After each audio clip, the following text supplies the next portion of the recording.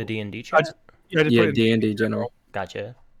like for some races, the new ones they added were Corvian, which are essentially like crow Aarakocras that are very like their big thing is that like with Kenku they never like forget a sound they've heard. Mm-hmm. Corvians just never forget a slight. If you hurt them, they will remember your face till the end of time. I love So that. elephants. They will always remember who you are. No, or like they'll recognize who you are without like they are known to just hold grudges. So it's like something happens in their childhood, and you see this motherfucker, you're dead. Yeah, they have, yeah, you have a photographic memory and have no chance of forgetting anything for at least 1 year. You're able to recognize the face that you've seen before or a voice that you've heard in the past year, unless it's disguised, and you have advantage on any saving throws or ability checks made to uncover such disguises. If you saw or heard a creature that dealt you damage, the memory of their face or their voice lasts forever and cannot be erased by magic.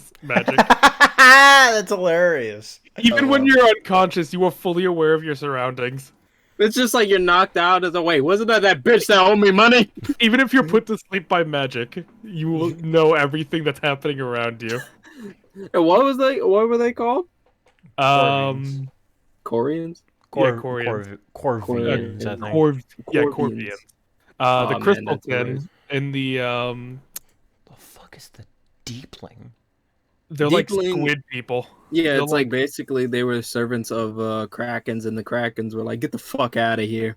They have like squid bodies. Yeah, Not like mind flare heads, but like their limbs are like tentacles and stuff. Just Squidward.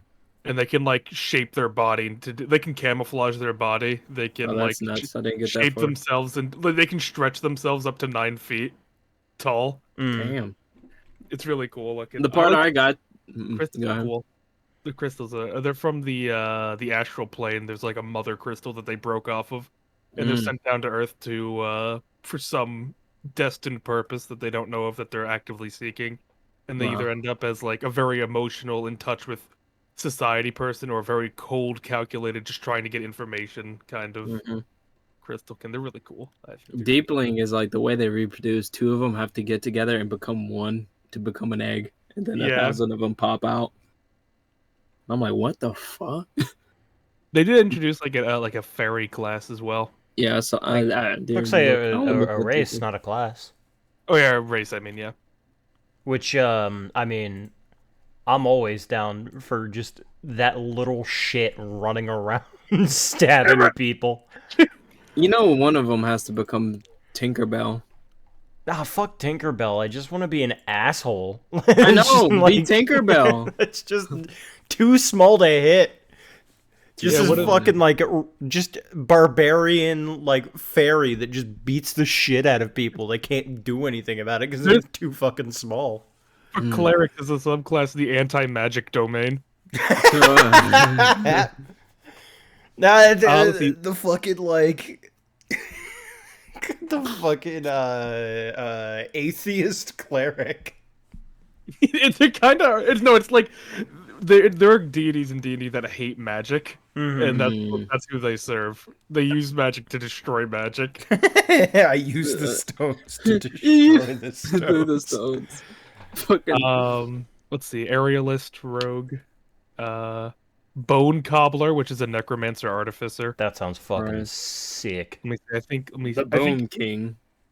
Reanimated prosthetics. When you reach their level, you replace one of your arms with a magically engineered prosthetic arm made out of bone and other material, powered by the combination of artifice and necromancy. Damn. It can be made into a claw, a ray beam. Holy shit! Wait, what? Ray beam? Yeah, you have an undead minion as like your like. Wait! Hold on. Could I possibly like reflavor that to be just like, instead of it being bones and shit, it's just pieces of armor? Yeah, it's just all like cobbled together. Because my character's a living suit of armor, just creating more. That's fortified bones. At 9th level, you learn how to make or procure superior fortified materials for crafting undead, which allow you to patch up your creations or even yourself after great injury. Wow. In addition, when you cast Animate Dead, the undead that you create are fortified by the materials used in their creation, Each skeleton or zombie is created with resistance to bludgeoning, slashing, and piercing damage from non-magical attacks. That's pretty sick. Oh my god, yeah. It's really cool. Chaos domain. Circle of Seeds. Chaos. I love the idea of like fucking just asshole characters that are just like, yeah, no, fuck law, fuck order. I'm just here for a good time. It's like, do you know where I'm from? Chaos. Do you know where I'm from? Nightmare. But their mindset more so is that it's just like staying in one place and building up brings weakness because people get complacent. Oh, okay, all right, that's fair. less. Yeah, all right, okay, but like, You could probably Circle of the Mole, fucking volcano druid. holy Oh, fuck, no. that sounds cool. College of Journeys, which is just them adventuring and stuff. Cosmic Affinity sorcerer. That sounds sick. Deathless fighter. What? Nice. Also, Some warriors thank you, battle Ray and Hi they were Peachy. acquainted with the grave, still as a corpse until they strike with sudden power and swiftness, unbending in combat, even when in. Okay, so you're essentially like a revenant, kinda. That's in pretty a sense. Level 2, you go out of your way to kill a character, and they just say, "Fuck you, I'm doing this." That could actually really work with the fucking bone cobbler thing. If you're a death, like you are the one he brought back. God. Well, shit. Let's see if this works. I really want to do that now. It's just like, it's him. Sort of. Green Thumb Sorcerer, Hunting Domain, Luck Domain, Madness Domain. I love the Madness Madness Domain. That idea cool. is so fucking cool. The Sea Ranger, a Mariner. Nice. That seems cool. Mountain Domain, Oath of Dynamism. What? Dynamism? Dynamism? Yeah, Dynamism. Yeah, that's it. Or dynamism, I guess. Yeah. I really want, like, an Oath of Betrayal paladin. Oath of Grief. That's Oh my fucking God. funny. It's like, why are you sad? God wants me to be. The Oath of Grief shuns false hope and seeks to remind the world of the hollow joke of its existence, its purposelessness, and its futility, and its tragic horror. Life may seem good at times. The Joker paladin.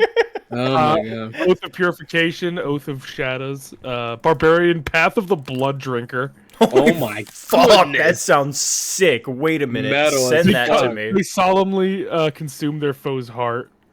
Holy shit. That's Hold like on, I need to Predator, look at but that. better. I Predator, actually but want to better. look at that. Yeah, these are like Nuts. Where is manifestations while raging. Your skin is covered by demonic fur or scales representing your rage's damage resistances. Oh man. Oh, you can decide too. There's a lot of stuff you can do. You can brutal harvest. You gain the ability to harvest the life from the blood of the enemies you slay. When you kill a creature with the blood that is not tiny using a melee weapon attack while you are raging, you can choose to regain a number of hit points equal to your Constitution modifier and Barbarian level. Jesus Christ. That's a cool one. If that fucking Pops Windabank did that. Oh dear. Oh dear. It's like his blood has nourished me. Path of the Quake Bringer. What is that? It's a fucking like earth elemental barbarian, like destroying like the area around you when you're raging becomes like difficult terrain for people because you're like Shaking the earth. Wait, Carlos, real quick for the fucking character, with the blood drinker, like work? Nah, it's demonic. Never mind. Fuck. Never mind. Path of the Sky Caller, where you serve some primal connection to the air. The air just swoops Or up. like the wind, the sky itself. Path of the Verdant Warden, you're Smokey Bear essentially. You're the forest barbarian. Oh my god, you're like fucking Swamp Thing. You could like shoot vines. That sounds sick. boo boo. Path of the Werebeast. That's probably self-explanatory. Personal blood magic, Plague Warden.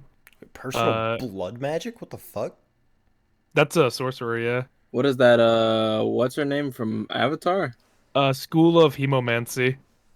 For the Hemomancy. wizard. It's a blood sea domain cleric, the ancestor warlock, the dragon warlock, the progenitor warlock. Damn, look at all these progenitor warlock. What the fuck? Trapper rogue, the travel domain cleric, way of the flying fist monk. Oh. He just levitate. He just like that's fucking sick. That's actually really cool. I haven't nutted in 3 years. I've learned levitation. You are nothing to me. They pull the what's his name from Injustice. Boom. The Quakebringer, when raging, can run up walls. Like, if it's long as it's made of earth, it can run up walls. That's scary. Oh my god.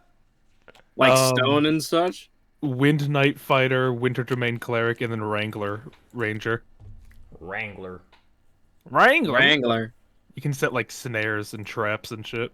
There was one that I saw that was, like, fucking insane. Yeah, Plague Warden Ranger sounds fucking insane.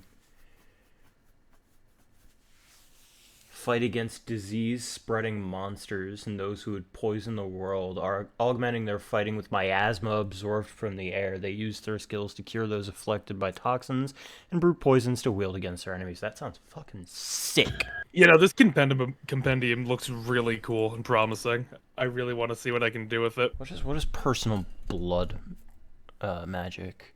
First off, you have one bonus. Oh, you have one bonus sorcerer hit die? What the fuck? In addition, that's big. finish that's kind of huge. Choose to regain hit points. That's fine. Once you do so, you can't do it again until you finish a long rest. That's fine. 6th level, you gain advantage on saving throws made to resist blood spells. I guess that's part of the compendium meant to resist poison. Also, they added the slime Ganassi.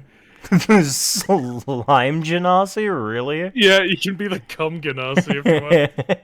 I have had this idea for a fucking like revived character, which it doesn't quite work, but it's one of the new, well, not new because they were in Van Richten's Guide, but they're one of the Van Richten's Guide races where it's just this like down on his luck kind of character goes into a cave to like continue harvesting the silks that they need for their work because they're like a weaver.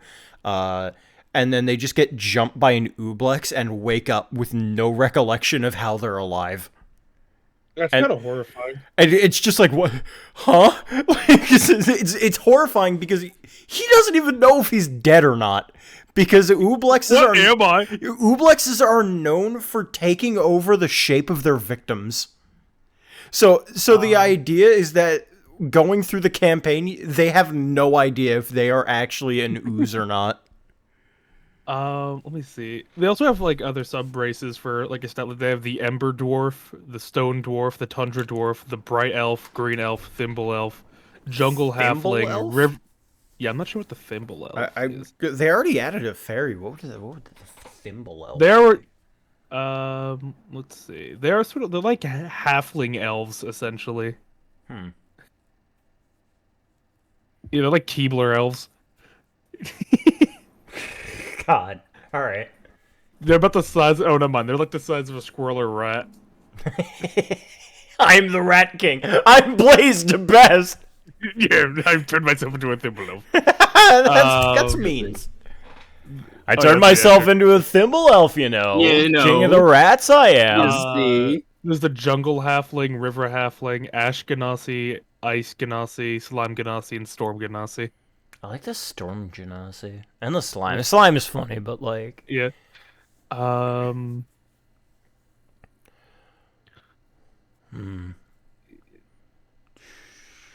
Storm Ganassi has manifested both air and fire. Wait, what? This is pretty cool as well. You gain the ability to expend your life force more directly in the pursuit of powerful magic. As a bonus action on your turn, you can choose to expend any number of hit dice you have, gaining 1 sorcery point for each hit dice expended. So basically you have, like, up to 20... Well, actually, wait, because you have one more bonus hit die. So it's 21, 2, 3, 4, 5, 6. So... effectively, you have 26 extra fucking sorcery points because nobody takes short rests. That's scary. That's a scary thought. What the fuck? That's insane. The Bone Cobbler seems so cool, though. I really want to see the Bone Cobbler in action. That seems really I wanted to look at it, but I know what I would want to do with it is reflavor it so it wouldn't even be necromancy. It would just be like, I'm creating more of me. Because I've decided I want to play the living suit of armor for your campaign whenever you get around to it. But like I that is the idea that I want to go with, and if I end up doing that, it either has to be armor artificer or something like that. But if I wanted to go with the bone cobbler, it would have to be like metal, or else I'm just like, nah, he's fine. I brought him back. It's him. Like he just doesn't understand people like die. Oh, yeah, there's like a bard cleric kind of, the desire cleric. Desire. Where you can make someone make a wisdom save instead of an attack roll to hit you. Like it's pretty much you, like it's a mind control cleric essentially. Oh, that sounds pretty cool. Of just talking people dead. There's an action instead of they added there's a whole new spell list as well that they add that's on top of the normal one. There's instead of like calm emotion, there's excite emotion. I cast arousal. I cast come now. Command word come. Ill word come. You can spend 2 sorcery points and use your reaction to cast 1 spell that would normally require an action or bonus action to cast. Wait, what? What? What? What'd you say? Whenever you take slashing, bludgeoning, or piercing damage, or damage from a blood spell, you can spend 2 sorcery points and use your reaction to cast 1 spell that would normally require an action or a bonus action to cast. You cast a spell after you take the damage. So you can literally just fucking reaction power word kill somebody. That's scary. Because it's only 2 sorcery points, and it doesn't say that it takes a spell slot either. It's just 2 sorcery points. What the fuck is this subclass? Which one is that? This is the fucking personal blood sorcerer. That's horrifying. I fucking love this idea. Holy shit. Is that like level based or because that's at 6th level. That's scary, actually. That's pretty horrifying. That's like that. He's good for like a good bit. Like at the start of the fight, that dude could honestly be a tank. Yes, hit me more. You only serve to weaken yourselves. Fucking masochist. I'm curious about the madness domain. I am too. Let's see. Incite self-harm. You beckon with magic toward one creature who can hear you within range, attempting to control its mind and force it to strike itself as its own weapon. The creature must make a charisma saving throw. On a failed throw, the target takes 2d8 psychic damage. It can't take reaction until the end of your turn and immediately makes one weapon attack with advantage against itself. Beat your meat, literally. No, please. Oh, Larry. They have to. It's not even. They have to call it compulsion effect. Not even like this. What is phantasmal plunge? Choose up to 6 creatures that you can see within range. You fabricate a vivid illusion around each target to make them believe that they're suddenly falling from a great height into a dark abyss. Each target must make an intelligence saving throw. On a failed saving throw, the target takes 5d10 psychic damage, falls prone, and cannot take reactions until the end of your turn. On a successful saving throw, a target takes half damage and suffers no other effects from the spell. That's huge. That's a 5th level spell, though, so that's fair. That's fair. Wait, that's what? So scary. What else can madness?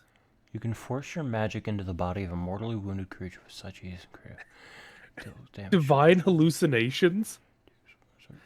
Starting at 1st level, you can use an action to enter a catatonic trance to receive warnings from your god via hallucination. You become incapacitated for 1 minute as you experience a vivid hallucination that might be prophetic. The DM rolls a DX and secret. On a roll of 5 or 6, the DM shows you a likely future involving a real threat you're likely to face soon. On any other roll, the DM shows you a paranoid vision of an unlikely future involving threats that are not real and that you're unlikely to face, such as betrayal from allies that are actually trustworthy or an attack from monsters that aren't actually present in the immediate area.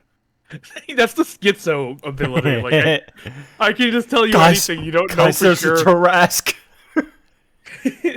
That's actually really cool though, because you don't know for sure whether or not like it's real, you know. Although I would prefer it to be a 50-50 shot instead of a 2 out of 6. No, but because I feel like that adds enough doubt of like, oh fuck, did I roll it? Because I feel like no matter what you set it to, you'll always have the question in your mind: is that true? Is that going to happen? That's true, but at the same time, it's sort of like it seems limited for just knowledge when I can literally just cast augury and you have to tell me the truth. That is true. But I don't know if do clerics get augury? Yeah, I mean it's part of their thing. Communicate with God. They do get it. The divine hallucination thing is first level, so they might not have. That's true. That's true. So this is like the starting out. Like if you don't have, this is like crack fiend augury. I mean, it could be like at 10th level, it goes to 3, 4, 6. Let's see. You can enter this trance a number of times equal to your cleric level divided by 4. Regain all expended uses when you finish a long rest. Gift of Madness. Is this the Madness one? Is that on the first page, by the way? It's on the second page, I think. Second page? Okay. Immediately after a creature hits you with a melee attack, you can use your reaction to assault it with hallucinations. My God. Nightmare. You can either make them blinded or deafened if it succeeds. That's scary. And frightened of you until the end of the next turn. You're fucking cracked, man. Already mad. Starting at 17th level, you cannot be charmed or frightened, and you have immunity to psychic damage. Immunity to psychic damage. Holy shit. You're just crazy. You're too fucking crazy to be changed. Imagine you go up against like a fucking mind flare and you're just like, you don't want to know what's in my mind. I'm gonna play a madness domain cleric and just play it as means now. What have you done to me? I live with Blaze the best. Your simple threats cannot hurt me. Wait, hold on. The Meritor's actually the best, as you can summon crabs to like fight for you. Do they have a summon crab ability? Yeah, Call of the Ocean Lord. You can here's what you can do. You can cast Conjure Critters in this way. You can't do so until you finish a long rest. You can either do 8 0 CR like monsters, 4 like 1/8 CR monsters, 2 1/4 CR monsters, and then like half a CR monster. So you can, like, the craziest thing you can summon is a reef shark, a crocodile, or a giant seahorse. 8 crabs. You can also have 8 frogs. Oh my God. Be the frog cleric. Call of the Ocean Lord. I kind of like this idea, actually. Like, being like a trident wielding... oh, I forgot trident fucking sucks. Yeah, you can be a deepling. Nah, not a deepling, but like a not Triton, like trident wielding, but the trident is literally just a spear but worse. Jesus Christ, the oath of grief. Instead of radiant damage, your smite deals force damage. Holy shit. Get real. Fucking John Wick Fortnite dancing, get real. Banish Hope. Creature of your choice within 5 feet of you that are prone and have disadvantage on all wait, hold on, wait. Starting at 15th level, creatures of your choice within 5 feet of you that are prone have disadvantage on all wisdom and charisma saving throws and must make a wisdom saving throw before attempting to stand up. On a failed saving throw, the creature cannot stand up a turn. That's horrifying. If you knock someone prone and they're near you, they'll just like, no, I can't. I lose. God. Horrifying. I'm trying to like go through the some of the other subclasses, see what catches my eyes. At 20th level, you become a dread idol, an avatar of hopelessness. Oh my God. Whenever an enemy begins its turn within 100 feet of you and it can see you, it becomes frightened of you. That's level 20 though, so that's like cracked, obviously. Yeah. Yeah, that's great. This is really cool, actually. This is really neat. You could fucking for the that's actually really cool for the fucking werebeast barbarian. You can become a bear, a boar, a cobra, a crocodile, a rat, a tiger, and a wolf. Be the rat. I'm a barbarian, you know. You're the fucking rat barbarian. King of the rats, you see. Holy shit, though. I'm looking at the bone cobbler. This looks legit. Yeah. This, like, actually just straight up looks legit. Ghoulish strike. Eden for the scare. That actually looks really good. Well, I mean, it doesn't look like good, you know, but it looks like, it looks fun, you know? But I think it would be really fucking funny to just be like, yeah, no, that's John. It's like, that is a zombie. Yeah, but it's John. I brought him back. Don't worry, he's fine. John. Don't worry about it. Trickster. I'm the trickster. Fucking goddamn it. Looking at the fucking fairy subclass, there's just scamp. One of there's trickster. I'm a trickster. I'm tricky. Yeah, you've been tricked. I've lied. I'm a trickster. God, fucking, I hate that. I hate it so much because anytime I play fucking like trickster in Dead by Daylight, I just go around and I like whenever I kill people, I'm like, you've been tricked. Maybe? A trick. I'm a trickster. I've tricked you with all my knives I've thrown at you. You've been tricked. I lied. It's deception. Pain is what I'm saying. Pain.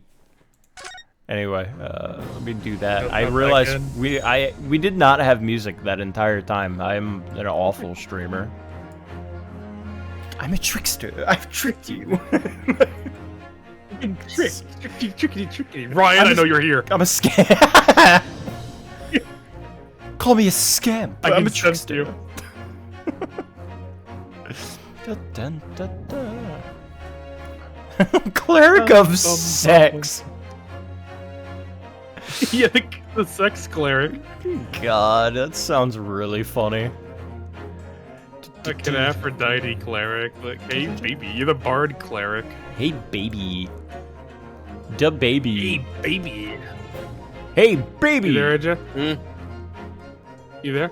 Yeah, I'm still alive. Are you okay? You do not sound well. What? Do I not? No, you were just like, yeah, like you just sound like sad. No, You I'm alright? good. I'm good. All right. I'm good. I'm good. I want to make sure. I want to make sure. I'm just listening to the riveting conversation that went on for 28 minutes. Listen, it's our pre-show. Yeah. Yeah. Look I know. into it as well. No, I'm just like I'm like, yeah, I like D&D, and then all this shit hits my head. I'm like, oh, Claire, yeah, which one was that? And then you're on the next. Oh yeah, that one. That's true. We are So I'm probably just like, going pretty fast. But listen, My pea D&D brain is D&D. funny. Oh yeah, It's so. I've experienced it. Fucking with Carlos and his fucking, what was it? The chef cooking. Have you ever tried wood shavings with this? We never got Mikos. You're gonna get a mayo melon. We didn't never get Mikos to draw for the second one that you guys did. That's true. You gotta remind them. True. Just yell at him whenever you stream next. I'm the Crab King, you see. Oh my god. But no, that blood sorcerer sounds like fucking ridiculous, and I love it. Also, I want to play a fairy at some point. That has been my goal ever since I started playing like D&D more often. You know, I want to play a tiny creature that's just a total asshole to every NPC that they meet. It's just, yeah, fuck you. See, I'm not sure. Like, do you calculate damage the same though? I wonder. As a tiny creature, yeah. You calculate damage like for all creatures the same. Sorry, go ahead. It looked like it was being calculated differently from the look of it. I can find out.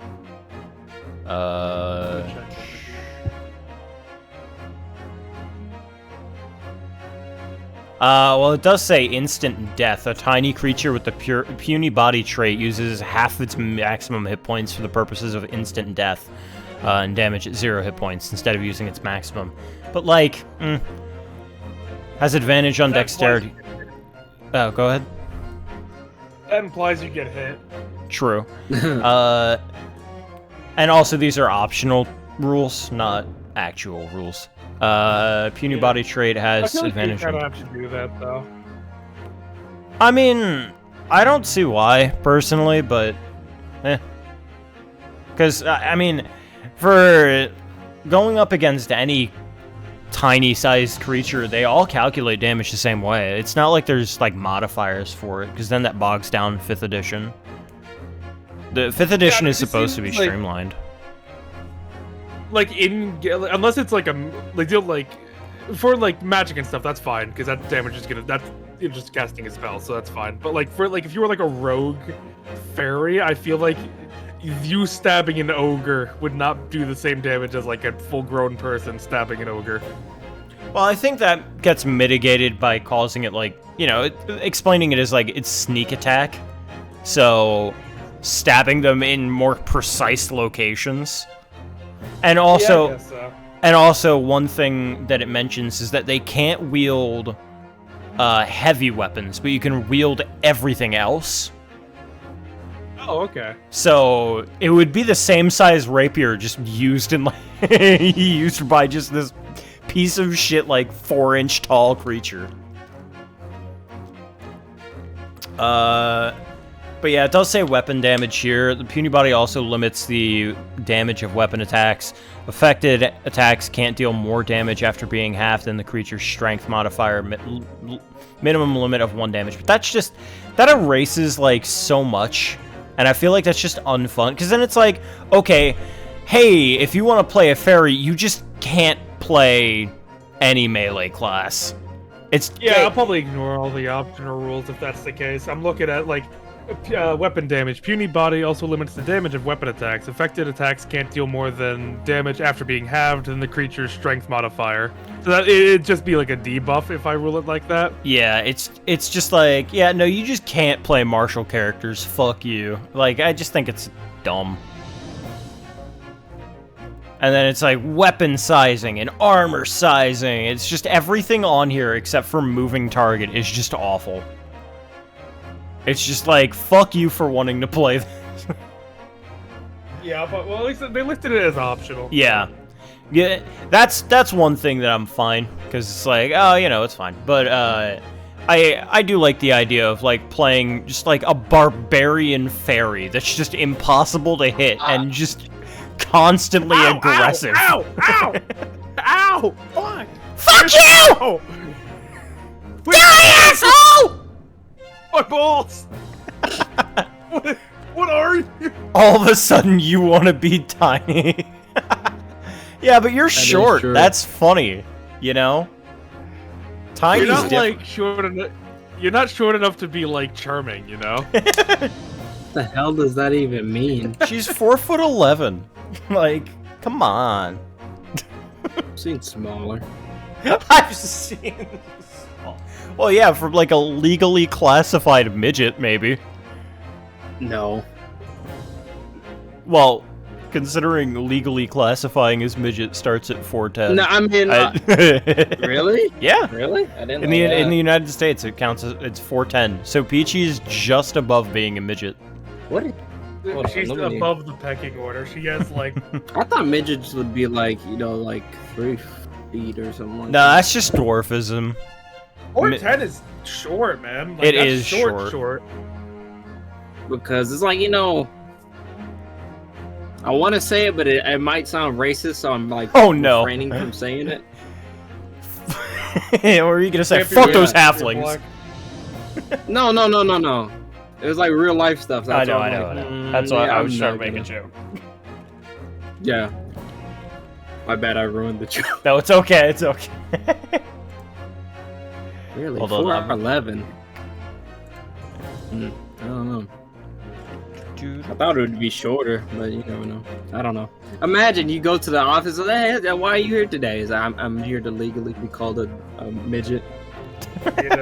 My card. Get my card. Peachy, what are you playing, D&D? I mean, I've offered. I have said, hey, if you want to join in, I will learn. I will learn you the. I'll learn you good. Can you tell I've been drinking today?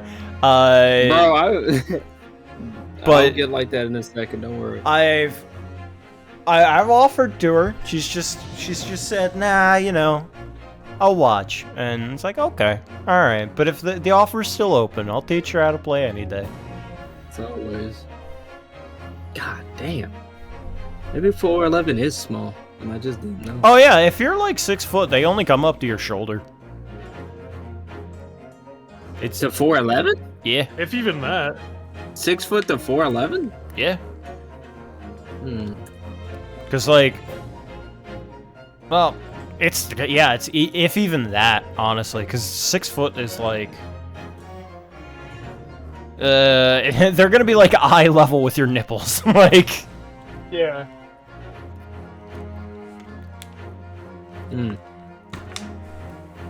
They say it's perfect ball crushing height, but that's just not true. That's perfect. Like, was lied to. What are you gonna do? Grab my inner thigh? Okay, I was curious to see how tall. Iris is only 3'11". She's 10, so. Yeah, she's also 10. Yeah. I feel like I've known some women that are in the 4 foot or just 5 foot, so I'm just like, can't remember. But I've seen people a lot shorter that were like grown women. I went to high school with a couple of girls that were classified as like legally midgets. You know, because they were. I think the shortest person I knew was 4'5", and they were. And that was in senior year. Damn. Like, I don't know. I had a lot of tall people in Jersey. Like, I'm 6 foot, and I was the small one of the group. Same here. Oh yeah, I was like tall in my family, and then I go to high school. There's like, I'll never forget. There was this one kid that was in like, I was in high school, and he went to my brother's middle school because my brother was still in middle school at the time. This dude was like, had to be over like 6'3". He was like tall. His shit. Just to compare, he was like I'm assuming, I guess, 8th grade, 7th, 8th grade, and he had a 15-inch foot, or like a 8.5, like something ridiculous. Jesus. I'm like, damn, son. Fucking Shaquille O'Neal feet. At work, I actually have to look up at somebody because they're like 6'6". He's like, listen here, you bastard.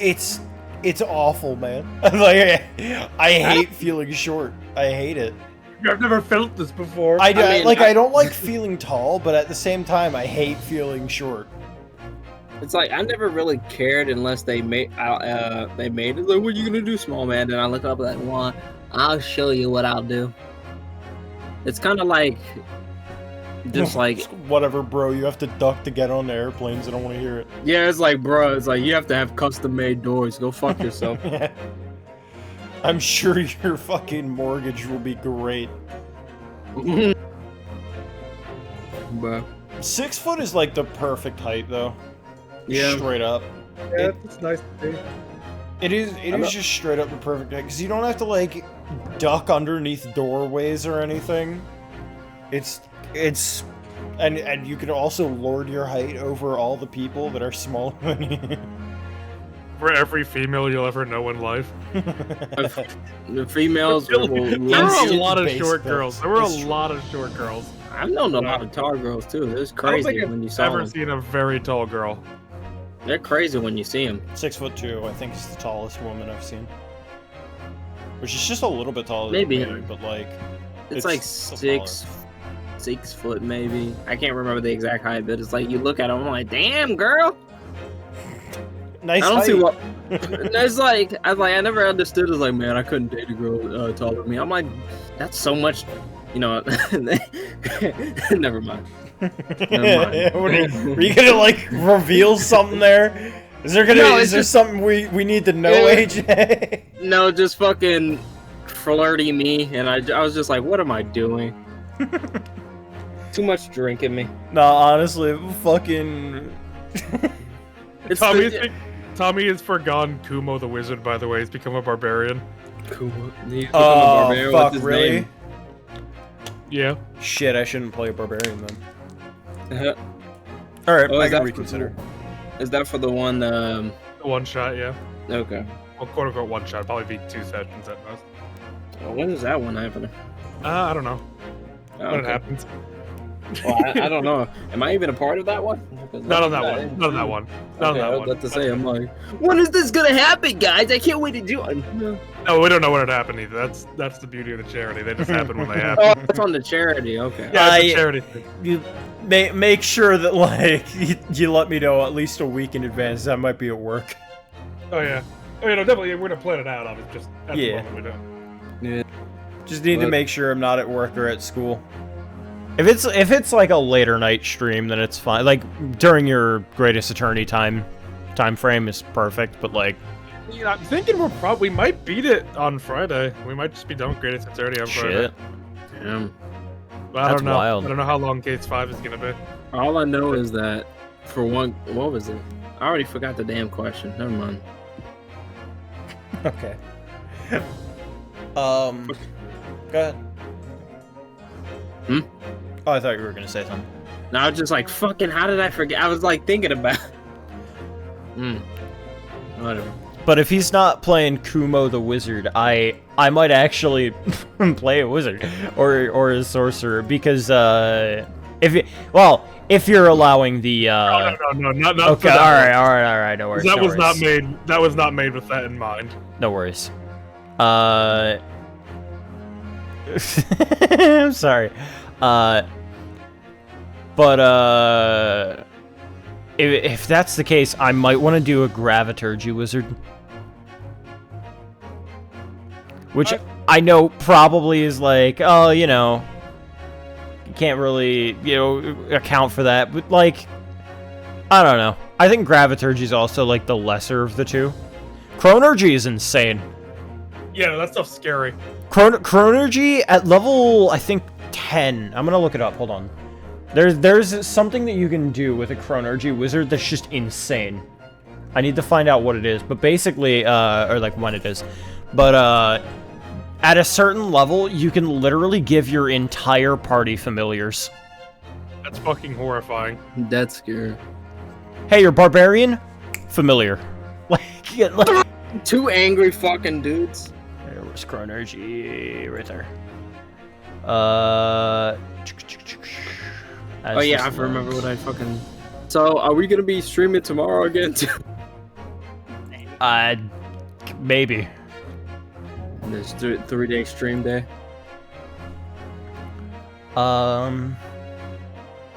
Yeah, here it is. It is 10th level. Arcane Ambience.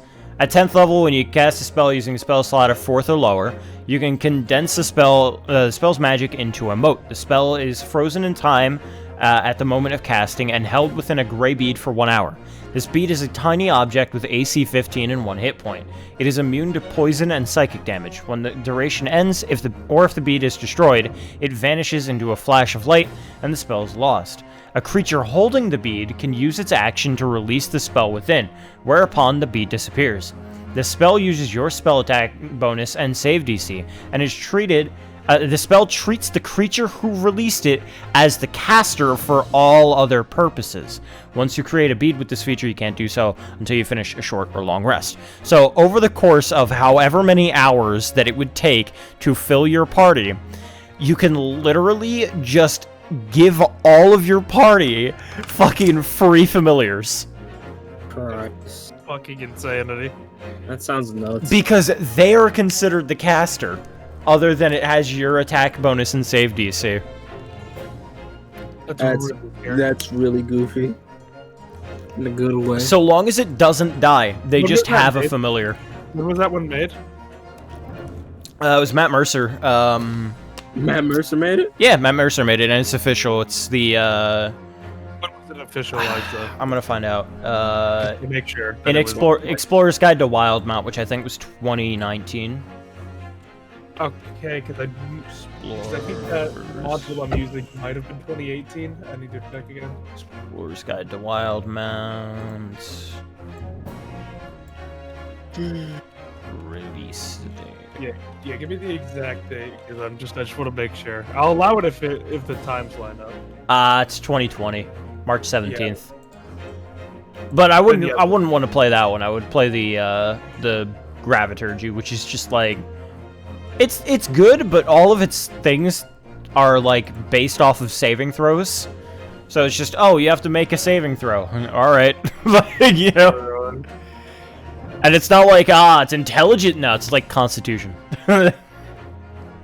I'll just read real quick. You can either have or double a creature's weight at level 2.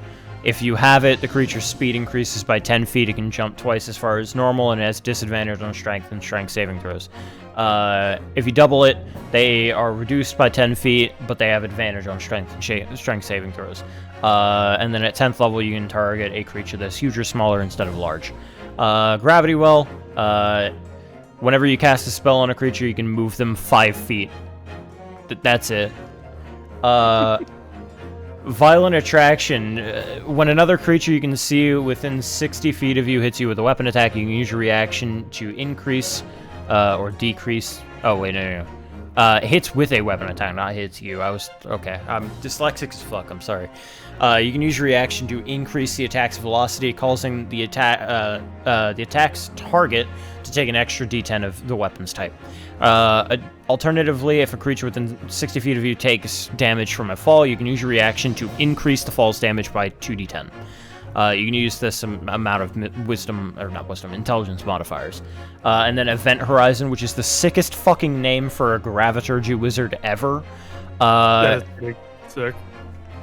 As an action, you can magically emit a powerful field of gravitational energy that tugs other creatures for 1 minute or until your concentration ends, as if you were concentrating on a spell.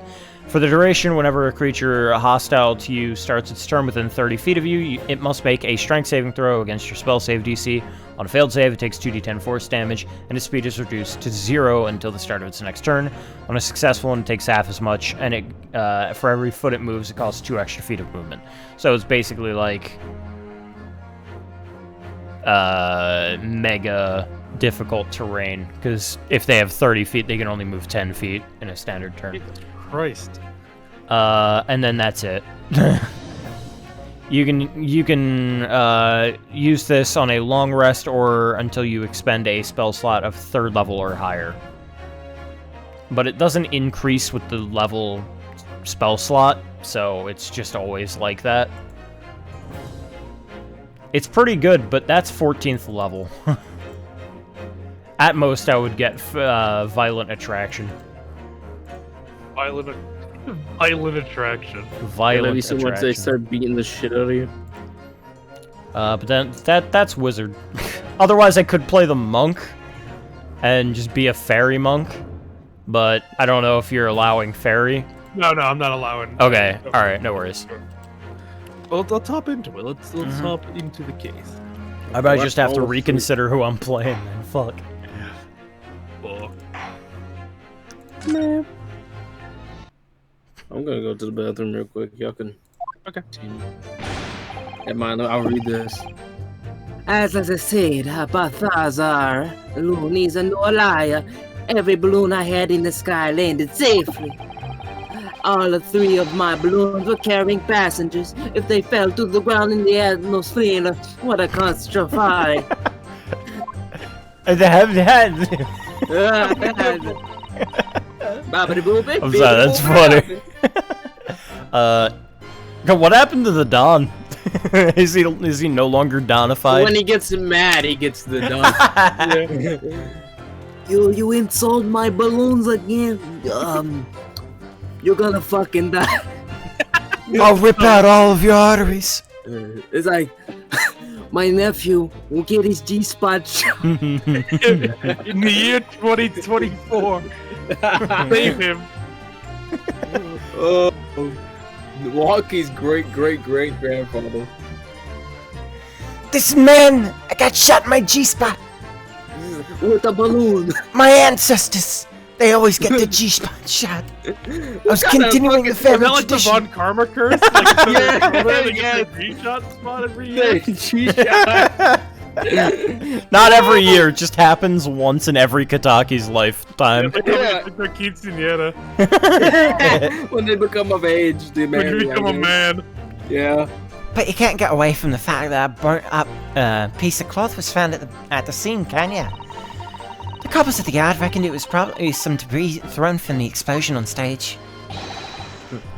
The stupid ragazzo is mistaken.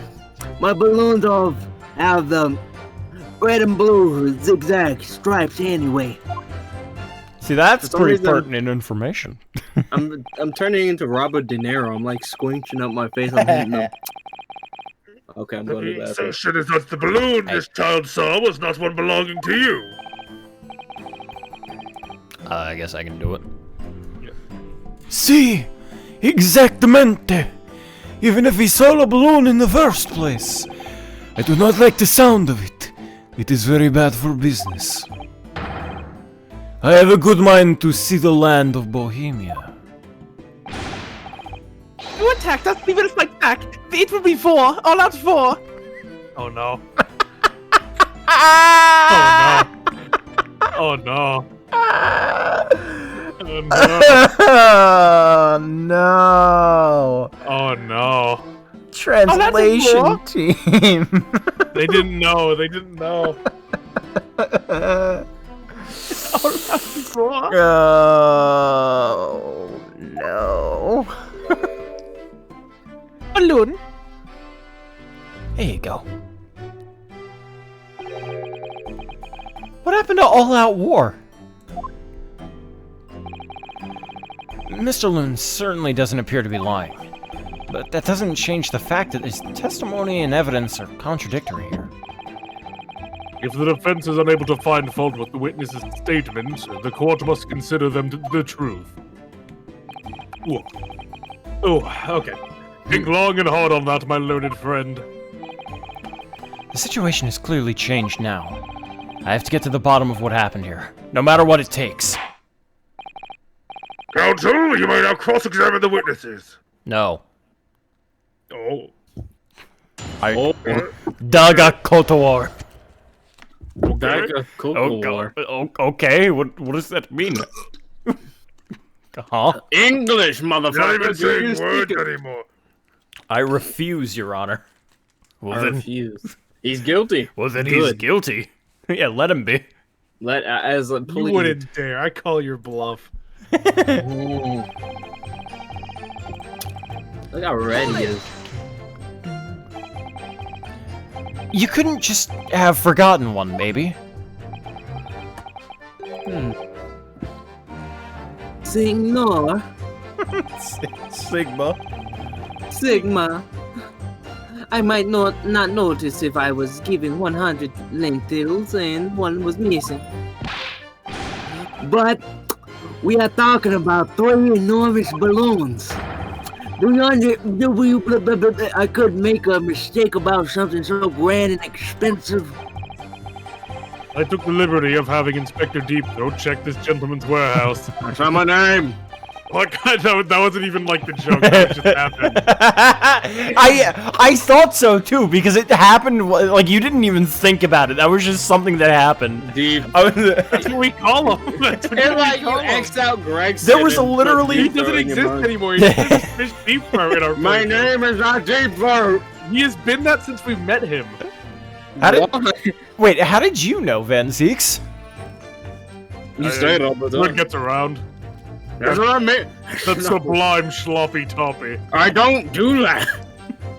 Who Anymore? told you Then what was I doing on Friday night? that? What? I have the report here. It clearly says a total of 3 balloons.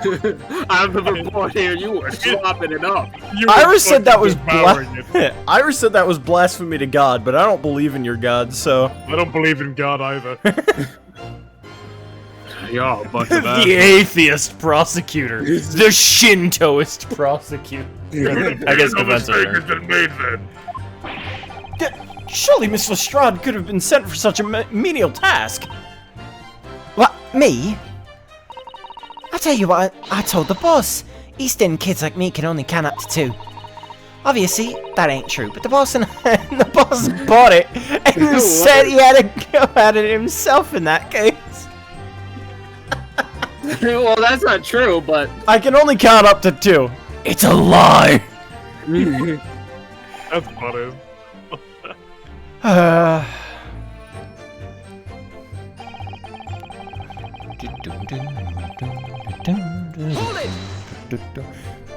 fucking love this Lager. It's so good. It would be quite a catastrophe if they fell to the ground for any reason, I think. On that note, Mr. Loon, tell me, what is it that keeps these balloons in the sky? Are you an idiota? Sorry?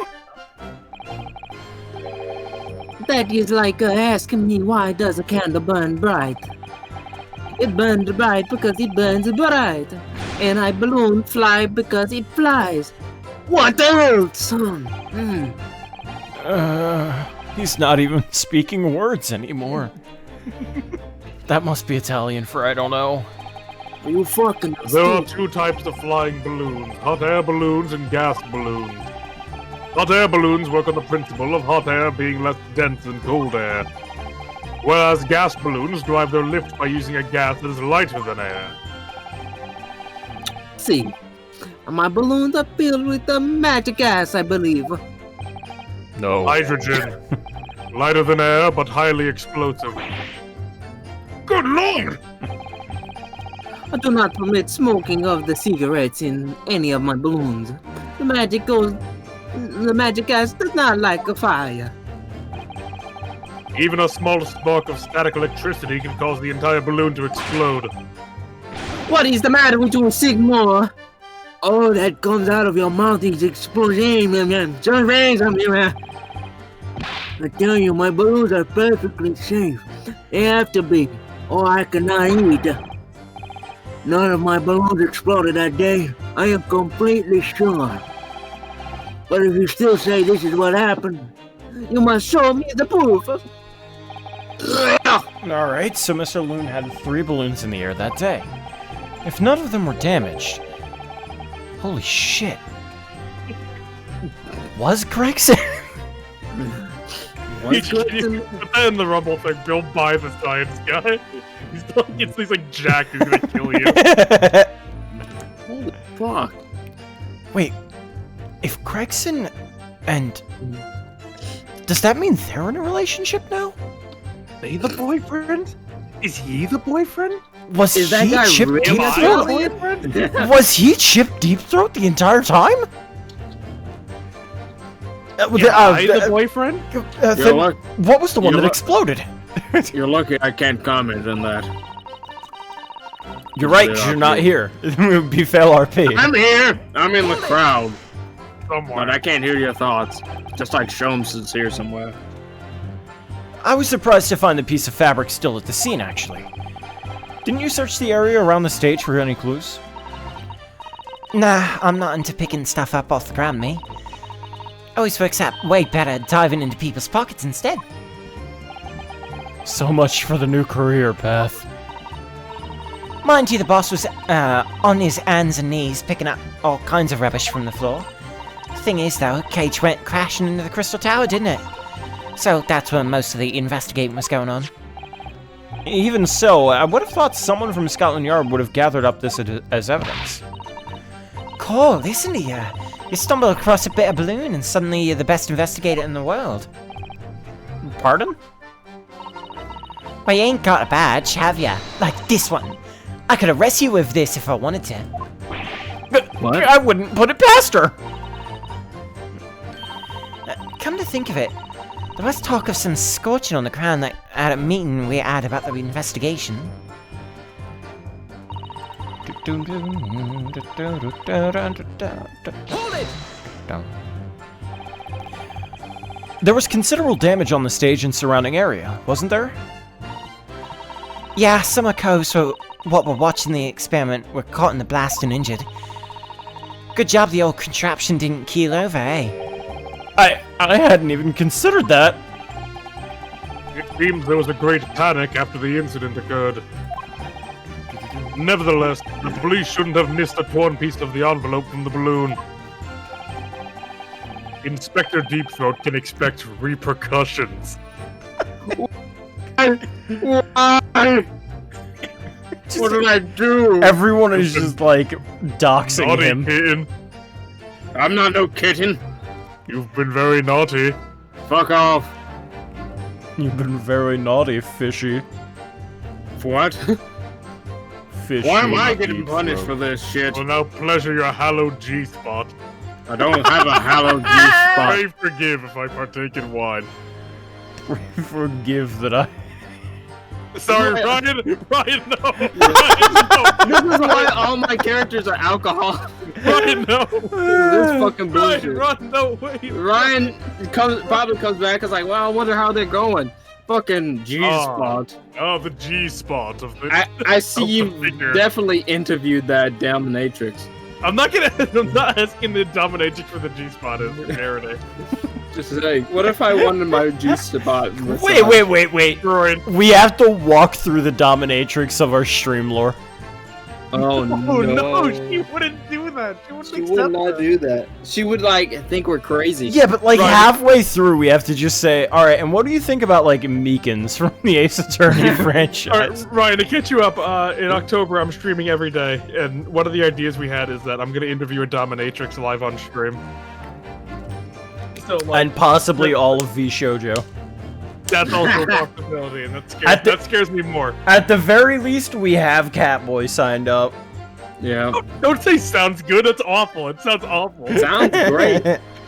We're forcing him to interview a dominatrix with no help. I'm already in talks with Miss Natasha. Fuck, Ryan, Oh damn! firing out here. Like, I didn't even see That's that. fucked up. Oh my god. Why are you calling Peachy a Oh my dominatrix? goodness. I mean, to be fair, is that a bad thing? Yeah, kinda. I don't know. It depends. I guess if you don't have.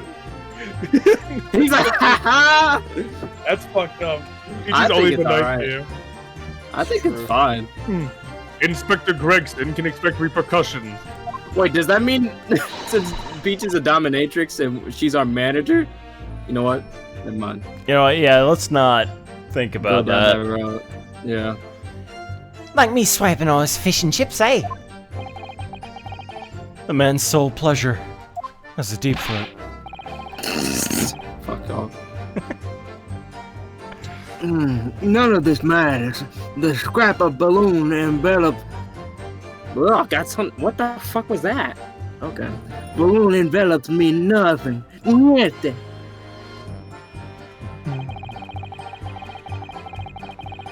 Stupid paisano. The fool is stupid. You mean the color's wrong? See, Signor, I did not have any green balloons in my warehouse. And yet a piece of green cloth was found at the scene, and it's unmistakably from a balloon. I do not know how that it can be.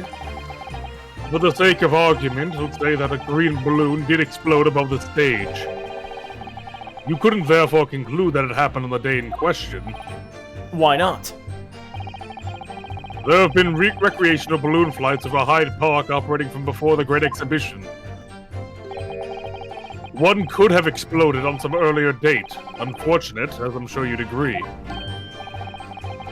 You believe it may have been from some earlier balloon accident that predates the exhibition? Well, if you're gonna say that, you're gonna need proof. Very true. I'm just offering hypothesis. Hey, you're bringing up this whole thing without any proof. No. Yeah? We don't know anything about that. We can only throw around theories right now. Yeah? And? Man. No. Your point doesn't have any more proof as much as I do. You have nothing right now. And? What do you mean, and? You're not making any point. Are you just trying to get a rouse out of me? Yes, and? No, but. Yes, and? Your Honor, I move to have the council milked. What? I'm sorry, what? Are we done? Are you trying to set me up with Deep Throat? Will you stop mentioning my name? I'm not for hire, goddammit! I'm not. I don't even do that! It's just my fucking name! I'm not a whore! I'm not. My god-given name! That's not My even my parents name. are assholes! It's spelled P-H-I-S-H. It's not... It just sounds like that. And then how do you explain Deep Throat? That's just unfortunate. Someone just gave me the name. That's just a really unfortunate name that we have. The The family name. proud Deep Throats. I wonder what lineage of people they come from. God, this is a horrible lore. That's why he changed his fucking name. Sí, exactamente. As the signor says. Signor? Am I saying that? Senor. Senor. Senor? Yeah, Yeah, senor. similar to like how they say it in Spanish. Yeah. Oh, I don't like like familia in in Italian is spelled like famiglia.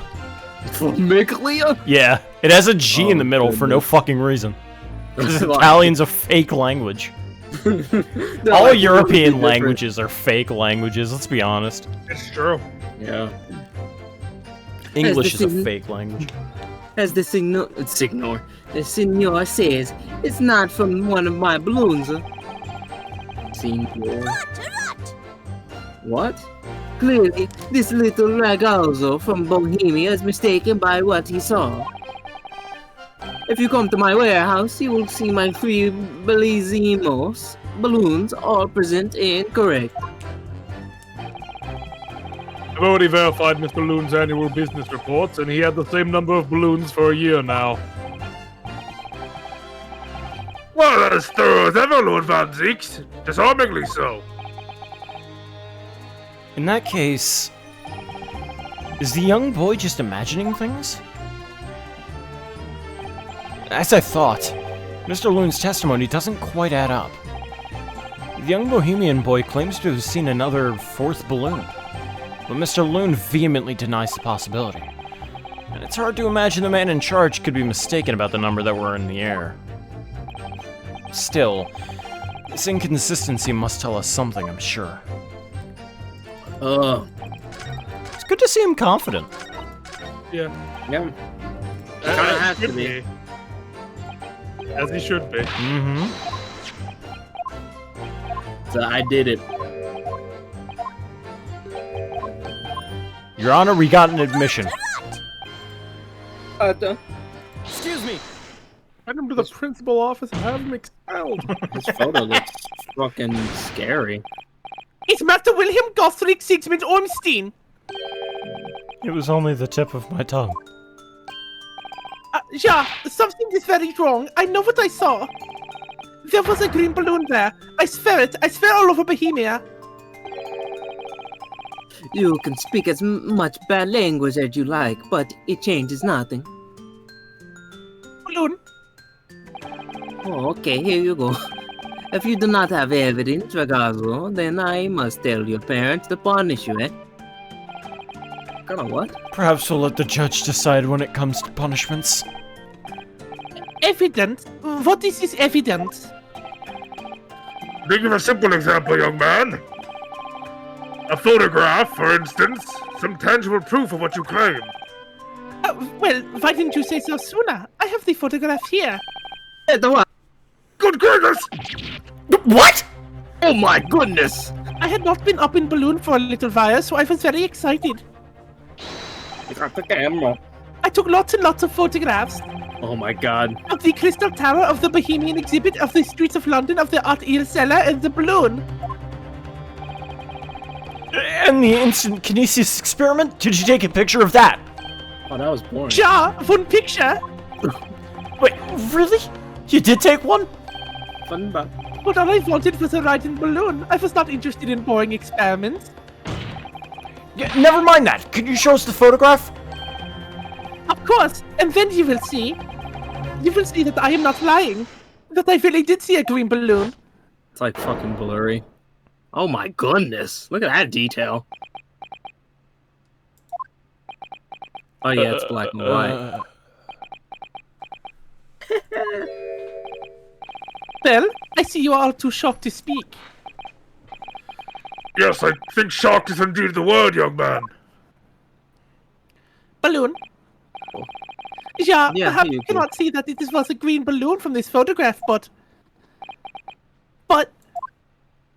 that is not my fault. That is the fault of the stupid person who made the camera. An accent. That is one very bohemian sounding cry. An accent. Very well, the court will accept the photograph as evidence. Christ. It's like, why'd you pay for the balloon, huh? If you're gonna... Where'd you get that balloon? I stole it. It's not my fault. It's the fault of the person who made the camera. Hand over the... Wait. I like that Wait. I like that The- A... They all had Yeah. fucking umlauts. Okay. That's... I don't know words. Yeah. My brain was Okay. working out. Alright. Okay. With Also... accent. Camera. Picture. Stupid. Hey, there's no man in there. And also, what the fuck is that? That's Goku. Hey, it's Goku! Hey! Dude, wait, look at Hairbrain on this stage throwing it back. Look at his ass! Wait, look at Aspen. Look at Aspen. Where's ass? He's like, please, God. Brr. And Bro, I'm that about wouldn't to even die. make... I shouldn't even be here. That wouldn't even make sense because it's not even... Wait, Carlos, can I play an Oath of Throwing It Back, Paladin?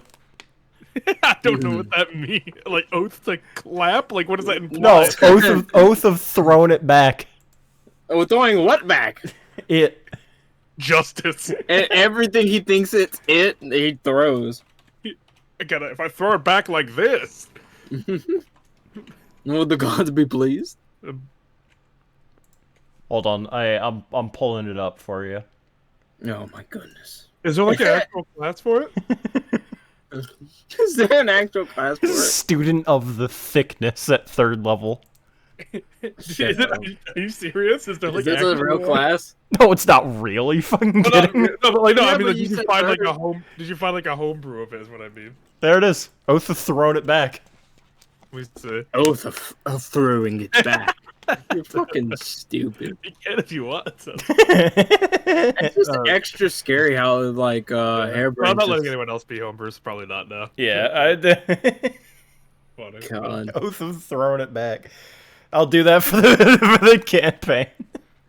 Now, if you do like a joke one shot at some point during Yeah, the that's charity right. or outside, Exactly. I would fucking absolutely adore playing an Oath of Throwing It Back.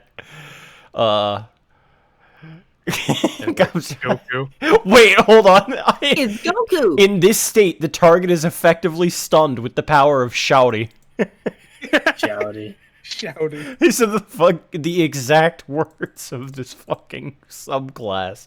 What are you doing? The power of thick allows you to throw it back further than what is normally possible. You can What take does that the even disengage bonus as or Every time you disengage do it, action you as have a to play bonus a action. like Vine boom thud sound effect. Yeah. Oh my god! You gain Like- expertise and performance and persuasion. Double your like- total. Oh god. It's like when the Taco Bell ding. Dong. Oh my god. Fascinate will affect any creature that has an intelligence of 6 or higher. In addition, you can provide. Okay. And then 20. Here we go. Sphere of Boogie. At Okay. 20th level, your ability to throw it back is 20? unmatched. when you cast Otto's Irresistible Dance, you have an option to have it instead become a sphere with a radius of 20 feet. You can disengage any number of creatures, designate any number of creatures that you can see to be unaffected by it. Any creature that has not been designated is now under the effect of Otto's Irresistible Dance. Hard stop. When you are holding concentration on the sphere, as a bonus action, you can make up to 6 dancing targets, make a Constitution saving throw against your spell save DC. If they fail, they suffer 1 level of exhaustion. After activating this effect, you're unable to do so again until you finish a long rest, or you expend a spell slot or 5th level or higher. Where did you find this? Hell. I mean, I know you visit a lot, but Jesus. Real talk though, it was on a fucking fucking D&D like videos, like joke videos thing of a guy just doing like random shit as like the oath of throwing it back. And it's so fucking dumb and I love it. My goodness. Oh my god, yeah, his fucking ass was just full out in that picture, huh? Jeez. Rhino ass.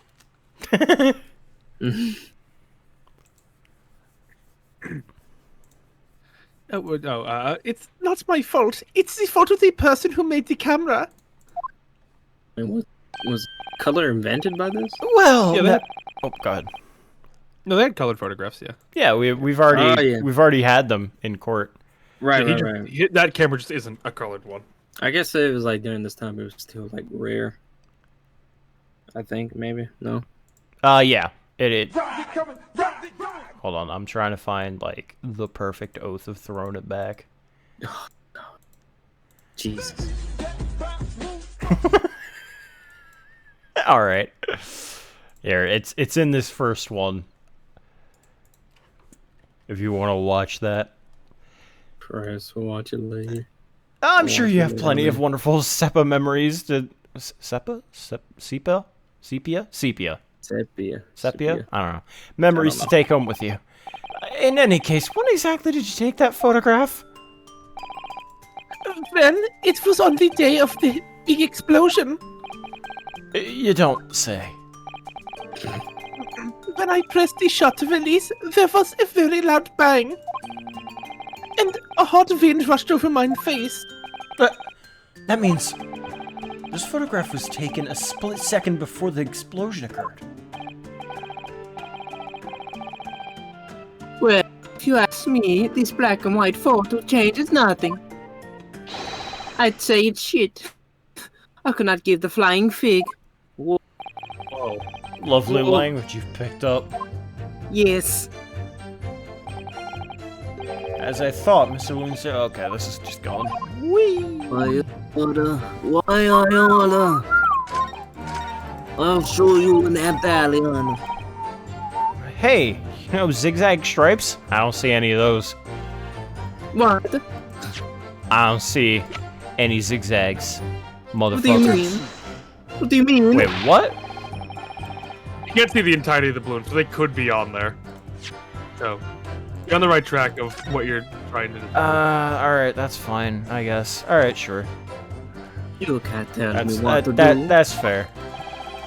You know the other way you can disprove it, though.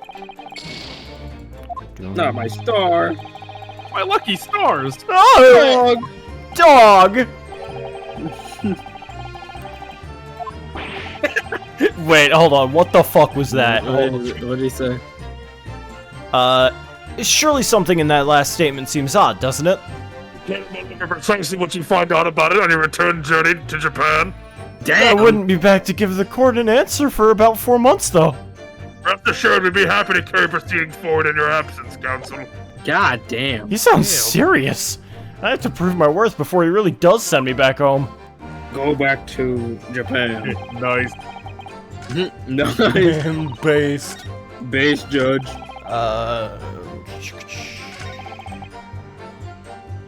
There it is. Carrying passengers. I disagree. Every time I hear I just think of the Skulkin brothers doing their rhythmic timing. And every time I hear that, I'm like, damn it. Unfortunately, the photograph Master Gotts can't tell us the color of the balloon. But it can tell us something else. Something crucially important. What? It shows that the pictured balloon wasn't carrying any passengers. Goodness, you're right! But surely all the balloons would have been carrying passengers. There'd be no sense to it otherwise. Unpleasant for seeing the view. My balloons only fly with passengers. Which tells us that the pictured balloon isn't one of them. So when the incident occurred that day, there was a fourth balloon in the skies above the experimentation stage. The mysterious green balloon. I know nothing, Niente. I can only tell you one thing. If this balloon was not the carrying passengers, then it was not the one of mine. Oh, my balloons is pulsating. It's gonna like pop. There are illegal tradesmen everywhere you care to look. Clearly one such entrepreneur decided to capitalize on the opportunity presented by the Great Exhibition, and managed to operate a balloon flight on Mr. Loon's patch without him realizing. See, the compensation of what that word, you're trying to steal my profits. I did not know this because of the experimento that went wrong on the stage. This fourth balloon exploded at the very same moment Mr. Assman was beamed from the stage below. Who is Mr. Asman? The victim. Oh, I didn't know. I was selling balloons. Right, so them scraps that fell to the ground after and left them scorch marks, they didn't come from the stage at all. It was bits of the balloon raining down. But because no one was in it, it didn't get no attention. Mysterious fourth balloon carrying no passengers silently floating over the experimentation stage. Shut your mouth. This photograph shows us nothing more. A stray balloon carrying no one and operated by some rogue trader. Clearly it has nothing to do with the case. Its relevance does elude me, I must say. The court has seen sufficient evidence and heard ample testimony already. The prosecution calls for this trial to be concluded.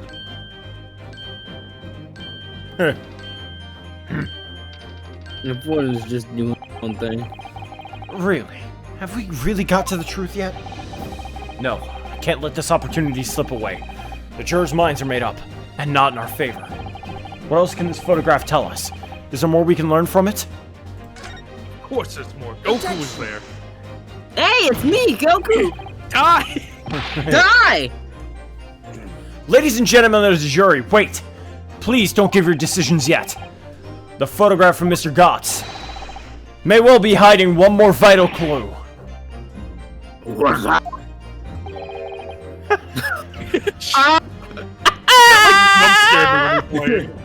Oh my god! That like made me jump when we played. I mean, I don't blame Scared you. the shit out of me when it happened. It's like a horror jump scare. Like, ah! A vital clue! Objection! Is that Investigator Deep Throat? No. That's his protege. We're well past the point of mere possibility. No, that's the Grimari. What are you talking about? Oh yeah, my bad. Do we have Deep Throat? Where is he? Here he is. There he is. Bad dude. There he is. Look at that Hold it up, hairline. Two spells is 26. How old is he? Loon.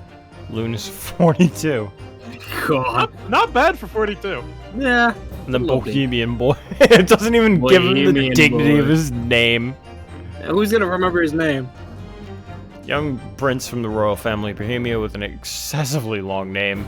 He witnessed the explosion of the Great Exhibition. Like, Tough Spells isn't a MILF, technically, but she gives off, like, the same energy. Yeah. I can see that. All she needs is a child. Stop it. Shoot. Dun, dun, How dun. about doesn't he look Why dirty? Is that what Sherlock's doing? Yeah. Why is Heart's Vortex the only one that's shadowed? He's the only one. Well, Shadow. Van It Zieks looks is shadowed. A little bit. It but looks not like as he's holding dark. it looks like Vortex is holding like a teddy bear in front of him, like. It's like he's choking someone. He's like, Me when I fucking get you. God. Male Strongheart. Vortex. It's a good name, but it's not as good as Hard Vortex. Yeah, Vortex. Well, that's his name in my heart. Yeah. His teeth are like smiles. It's just like this little bit of bit of light right here just makes it look like there's like a shine in his smile. He's about to explode. Susano's also shadowed a little bit here because there's light here. She's just evil. Dark Susanoo. Yeah. But like, this is insane. This looks his darkness is extremely darker than everyone else. Oh yes. That's his dance. I'm a cat boy. It's called the Flammenwerfer because it flips the Flammen. Shut up. Shut up. It's called the Panzer Shrek because it shreks the Panzer. What is that? I love it so much. It's time for the definitives now, so tell the court. What exactly does this alleged clue in the photograph prove? We can reasonably assume that the pictured balloon was destroyed in the searing heat of the explosion. Ja, that is right. Ja, it was not my fault. Evidently, because the birdcage from the kinesis machine materialized in the sky where it had been flying. And the balloon, being filled with flammable hydrogen, instantly and explosively ignited. No, that's not what happened. What? I was very sincere. What? It would appear that the photograph requires closer examination.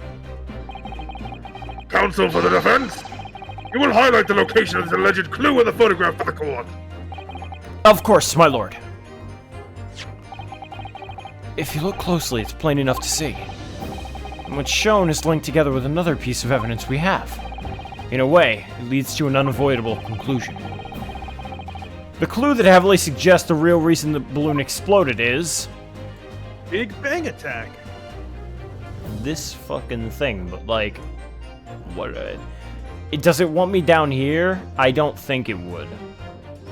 Have we examined the photo? Well, it's a photo. Okay. I'm gonna... Take that! Yeah, they're not that mean. Okay, I was like, is there like a location that they want me to like identify its spawn from?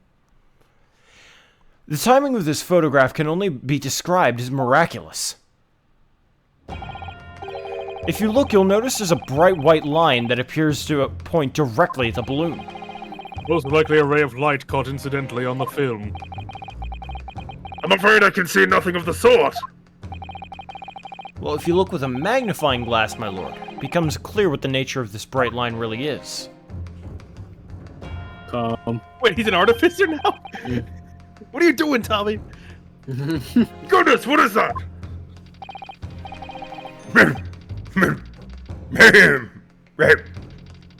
God, this dude.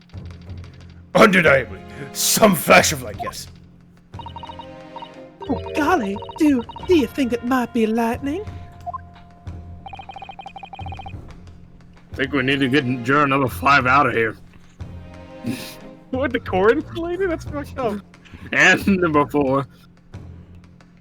What was it? Boy, it couldn't have been a finer day.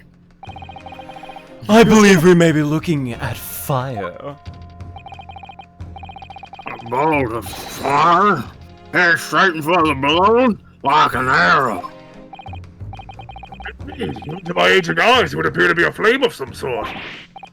My word, are you suggesting this flame struck the hydrogen gas that filled the balloon? Objection! No. That's absurd. The balloon would have been 60 feet above the ground at the time. No flame could possibly have reached such a height. Actually, it's my opinion that a particular piece of evidence found at the scene reveals how that is exactly what did happen. What evidence? I got a fucking crossbow, bitch. That I took from the crime scene. What evidence exists, Council, then? For goodness sake, present it, man! Fucking Gregson, you what? Which evidence explains the mysterious streak of flame that appears to be headed directly for the balloon? Look at this shit, Your Honor. Oh my god. He's threatening our lord. He's got a gun. He's got a gun! This was found at the scene, hidden at the foot of a small ornamental tree near the scene. Odd! Is that a crossbow? Mm-hmm. An arrow dipped in oil and set alight could have been shot from this weapon, sending a flaming arrow straight into the hydrogen-filled balloon. Are you suggesting that crossbow was used deliberately? Blimey, you're right. That streak of light in the photo looks just like an arrow, didn't it? Then the explosion of the balloon, it was. Very likely the result of a flaming arrow from this crossbow igniting the hydrogen gas inside it. No! My heart. Bro! That's cringe. Order! Order! Council! This is an extraordinary supposition! If the aim was to cause the balloon to explode, the shooter could have used a gun for sure. However, there's an obvious reason why that would have been out of the question. The noise of the discharge, of course. That's right. By using a crossbow, the projectile can be fired at the balloon silently. Well, yeah. If someone had shot a gun off in the exhibition grounds, it would have caused a real panic. But with the big explosion, there was a very big panic anyway, no? I don't like this. I should be pleased to have found a plausible new explanation for this, but something feels wrong. Do you understand the implications of what you're saying, my Nipponese friend? What? Well, if a flaming arrow did indeed hit the balloon, then it obviously would have exploded. And if the birdcage appeared from the cloud of smoke that ensued... What? Wait a minute. What are you really saying here? I don't get it. Was the birdcage beamed up into the sky after all, or what? It's me! Me? Me! Now I understand. That's what this sinking feeling's about. I think there's a good chance that the birdcage was actually concealed inside this balloon all along. Oh my goodness. Did I just hear you correctly, Council? There's no going back now. The horse is bolted.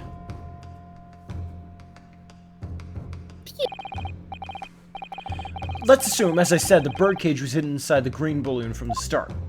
Hypothetically speaking. On stage, when the experiment was started, the birdcage in the instantaneous kinesis machine disappeared in a cloud of smoke. At that moment, a flaming arrow was fired from the ground, causing the green balloon to explode and drawing the attention of the spectators to the sky above their heads. From amid the smoke, the hidden birdcage then appeared to fall down and crash into the crystal tower. I think you'll all agree it's entirely plausible that what I've just described is the real truth behind the miraculous experiment carried out on that day. Good grief! The judge. Goodness gracious. This is ludicrous! What you've described is no science experiment.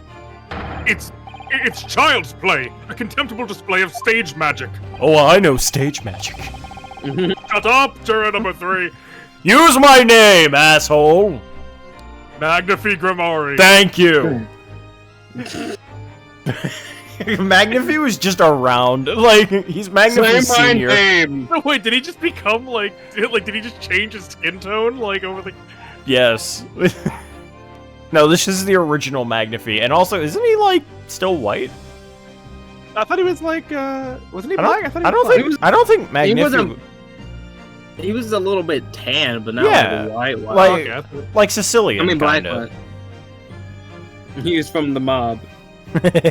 I mean, his last name is Grimari. That sounds Italian. And his first name is fucking Magnifi, so, Magnifi. So... So I'd imagine he's Italian. He's just fucking... Yeah, that's why Zach Amari's kind of... I mean, he wasn't. Yeah, he wasn't. And also, like, what's her name? Lamar. Lamar, yeah. Lamar wasn't all that tan, I don't think. She was No, she wasn't. She was slightly brown, Like, but very not like slightly, enough. not Yeah. really. Like, kind of got a sun kiss kind of thing going on. But Yeah, that's about it. She went to the beach one weekend. Yeah. Never went away. Both Mr. Sholmes and Iris said the experiment was a scientific impossibility. In which case, this is the only way to explain what happened that day. In any case, the victim's body was found inside the birdcage in the Crystal Tower. If the instantaneous kinesis didn't take place, how do you explain that? If I may put in a word, as a man of magic myself, such apparent discrepancies can easily be explained by some simple deception.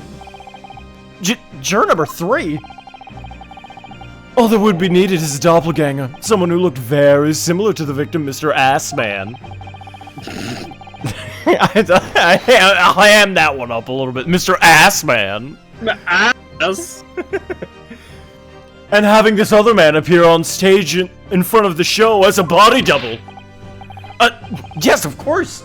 So, in fact, Mr. Assman could have been inside the birdcage that was concealed inside the balloon right from the start. Yeah. That balloon would have been filled with hydrogen.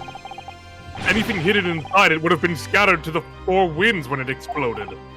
No one would ever have embarked on such a risky venture. That's your opinion. Not necessarily. No. No, you're right. Forged. The explosive force of the balloon gas would very much depend on the mixture ratio. Juror number 4? Flying balloons are rarely filled with pure hydrogen, you fucking idiot. But a mixture of other gases such as helium as well. Helium on its own doesn't explode, but by controlling the gas mixture ratio, the explosive force can be altered. The ratio?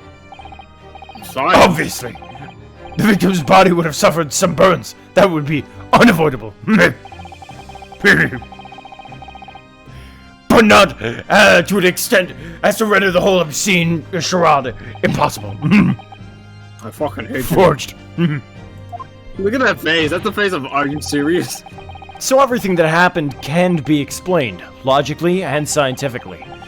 The explosion that engulfed the stage at the start of the experiment was no accident. It was all part of an elaborate deception to make it appear as though the instant kinesis had worked. And if we were to accept that this is what happened, it means the victim, Mr. Assman, was never present on the public experimentation stage to begin with. In short, he couldn't have been killed by the defendant, who was on stage in full view the entire time. I feel like he's playing this up. This will be very hard for the prosecution to counter. Lord Van Zeeks can't credibly maintain that the Professor Harebrained is a suspect now. Fuck. No, please. No, stop. No. Hypothesis. Shut up. Don't say anything. Don't talk. Shut up. As your counsel, I demand that you shut the fuck up, please. Mr. Naruto, I appreciate your efforts. Thank you. Professor? But you can not stop now. Just keep your mouth shut, please. See, I pulled the Uno reverse card. Sorry? What's all this about, Mr. Harebrain?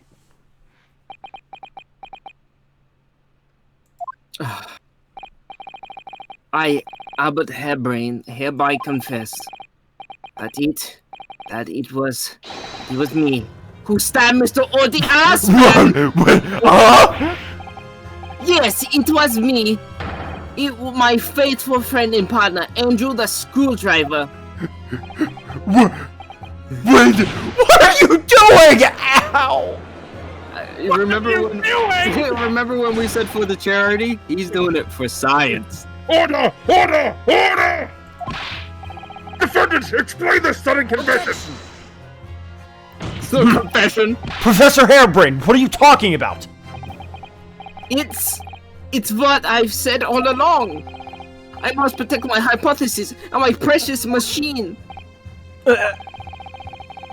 You stand there and claim it was all a trick, an elaborate prank, but there's your proof!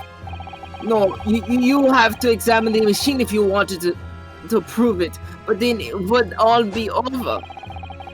My beautiful hypothesis could be laid bare. I mean, the indignity of it.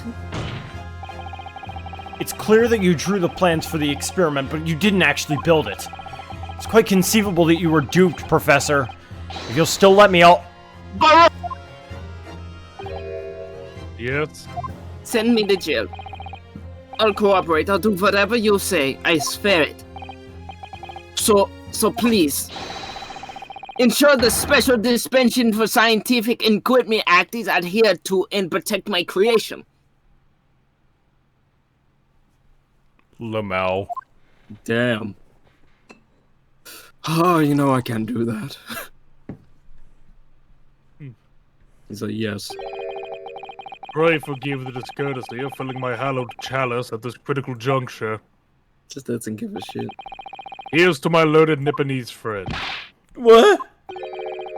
And his upcoming attempt to clarify the defense's position in light of the accused confession. Do you intend to formally assert that the experiment was nothing more than a conjuring trick? Because the moment you do, the Special Dispensation for the Scientific Equipment Act that protects the professor's invention will cease to apply. The prosecution will then demand a rigorous examination of the machinery involved in order to establish the truth. However, if you acknowledge that the machine is genuine and instrumental in the victim's murder, any chance of investigating will be crushed, and the confidentiality of the professor's hypothesis preserved. Damn. And counsel, it's the defense's official position on the matter. Something's up with this investigation. What Professor Harebrained, my client, actually asked of me was to prove that the explosion on stage was an accident and protect the secrecy of his hypothesis. But there's no way to do that without implying the professor's guilt. Do I protect my client's life by asserting his innocence? Or do I uphold my client's request to see him condemned? Either way, I can't avoid betraying his trust. You've been silent long enough. You've been talking your trade, my learned friend. Or has all knowledge of English escaped your confused Nipponese mind? Fuck. This is Naruto! There's no escape here. I have to make a choice. But it's an impossible one. I have to give up on something, but what? The defense asserts that the defendant's instantaneous kinesis machine was in fact... Wait, it gives you just the straight-up choice? Yeah. Yeah. I mean, it may not seem big, but, like, consider the fact if you admit it's a conjuring trick, even if he gets not guilty, Harebrained is ruined as a professor, because he's going to be seen as a fraud. Yep. But then if he is... His entire career is done. But then if you conclude that his science machine was correct, he was the only one to murder. He gets hanged, man. Yeah. And he's like, but my science? So... Like, he's been working his whole life for this. But is it a life worth lived? That's what you're gonna decide. You're the defense attorney. To be fair, we did spill the government secrets, so what is a science secret, you know? Dude, you chose the wrong fucking defense attorney. Yeah, I'm just gonna say, I'm sorry. I wonder, does this case have multiple endings, or does it like loop back around? I don't think so. I haven't tried it though. Peachy's like, perhaps save? Oh. Oh. You don't get a choice. No, I can't say it. My client places faith in me. I can't just let him down. Who is this? Cosma? Cosmo. What must I give up?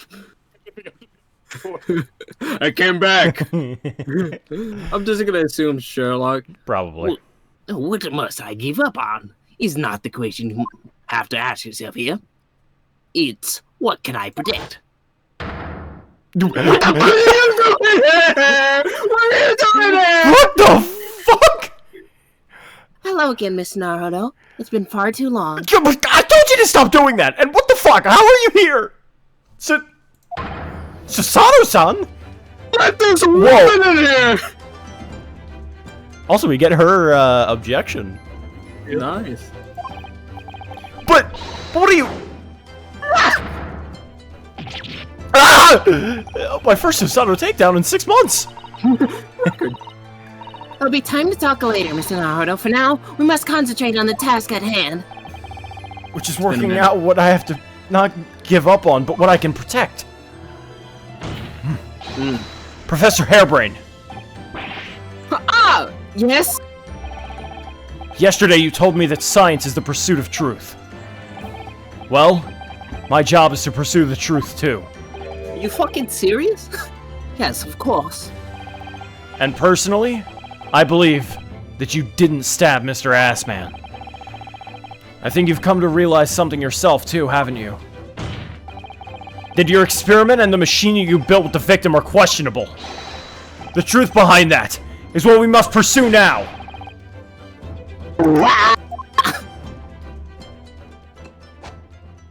God damn. Don't ruin the theme. So, you finally opened your eyes. What? And as for you, Albert, you can't ignore this any longer. Having heard my learned friend's assertion, don't you have something to say? I'm literally so happy. I'm happy, Cece. I'm happy for you. Brock! Lord Van Zeeks. Gosh, I never heard him speak that way before. In truth, there's one thing. Something I've remembered that's of relevance. What? On the day it happened, just before I began the experiment, I saw a man near the stage. A man holding that crossbow. Pardon! I beg your pardon? I beg your pardon? Professor! Did the man have any distinguishing features? What did he look like? Taller than me, and thinner than me, with straight hair, straighter, and whiter than mine. Let me see, one less lens than me. 2, a monocle, a rather stylish black monocle. But one thing in particular will help to positively identify the man. You see, I know him very well. After all, he's the engineer who built my invention. He built the machine. That's right. Mr. Assman introduced me to him a year ago. He was... He's a man by the name of... Enoch Streber. Enoch! Streber! Something? Members of the jury seem flustered. Not a name any scientist wishes to hear. That man is an abomination. Not a name any conjurer wishes to hear either. Is he black magic? Who on earth is he? I'm afraid this isn't the first tale of this nature that I've heard in scientific circles in connection with that name. Let's talk of other flamboyant experiments that turn out to be nothing more than stage trickery in the end. Flamboyant experiments? Obviously, the rascal is after the government research grant money. When magicians are in need of money, I have heard them resorting to underhanded tactics. Some acquaintances of mine with experience of such things have mentioned Enoch Drever's names before.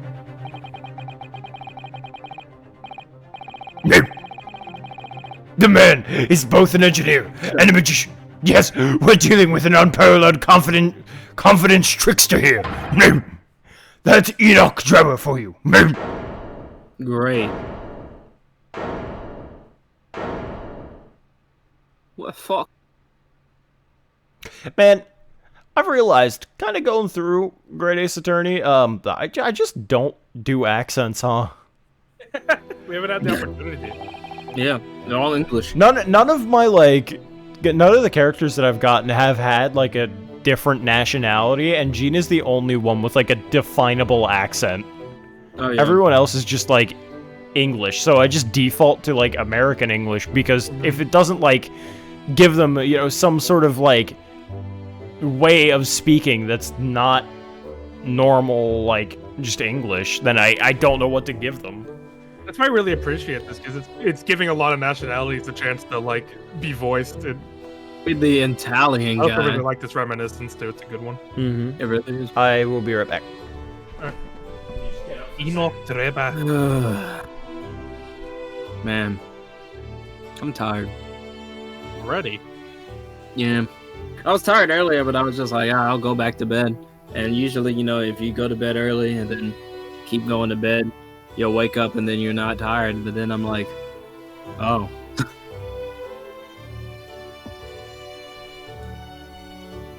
Well, we don't Enoch Drebber. We don't have to Enoch. continue after the trial. We can just end it there because we're streaming tomorrow anyway. Stream on stream. Racks on racks on racks. There's it's not an issue if you want to just call it, because like I understand being tired. I was fucking like out of it yesterday.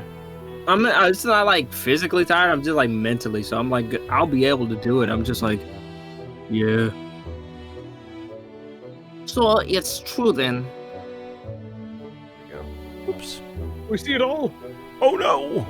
I know. I saw like D&D TikTok, and I was like, what the fuck is that? Did you? Yeah, it was like on our share screen. It was. Yeah, it's not like on stream. Oh. Hopefully, I don't have I didn't see stream it on like stream. play it. Yeah, because it was like it showed my OBS there. I knew that for sure. Is that Paul? Hey, you never know. Yeah, I saved my tabs. I'm not ashamed. That's what happened to PewDiePie. Yeah, that one time. Yeah, when he was streaming, when he was in his first season Walking Dead, during Lee's death, he accidentally clicked off, and there's like barely legal porn, like Pornhub tabs. Oh yeah, that was a long Open. time ago. There's like a bunch of that. I mean, I ain't mad at him. I mean, now back then it's like, man, what the fuck? And then nowadays I'm like, I don't care.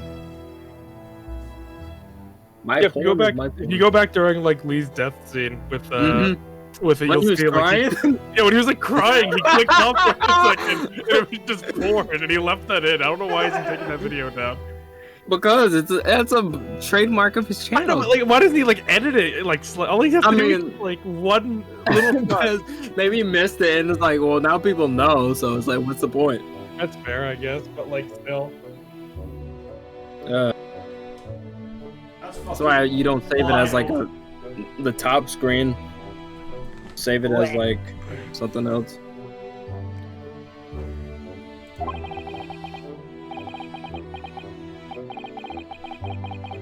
Oh, I was reading that, my bad.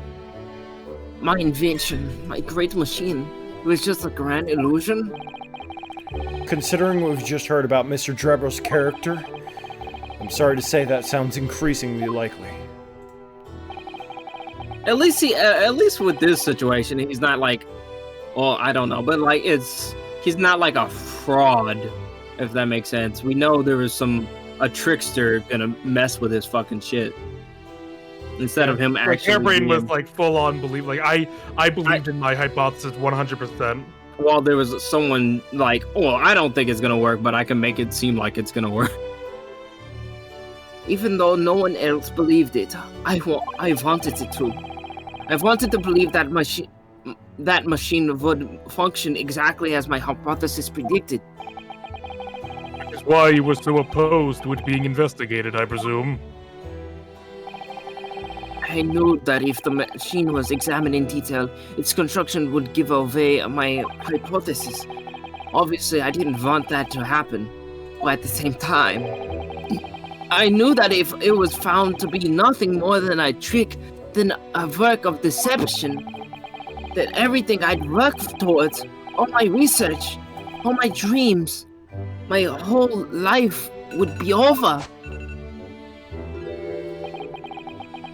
I was terrified at the prospect. So you really had no idea then, did you? About the true nature of the machine that was built, and the true nature of Mr. Drebber. I never questioned anything. I didn't want to question it. It's entirely possible that Mr. Assman and Mr. Drebber were working together and to use you as a means of fraudulently acquiring the research grant money.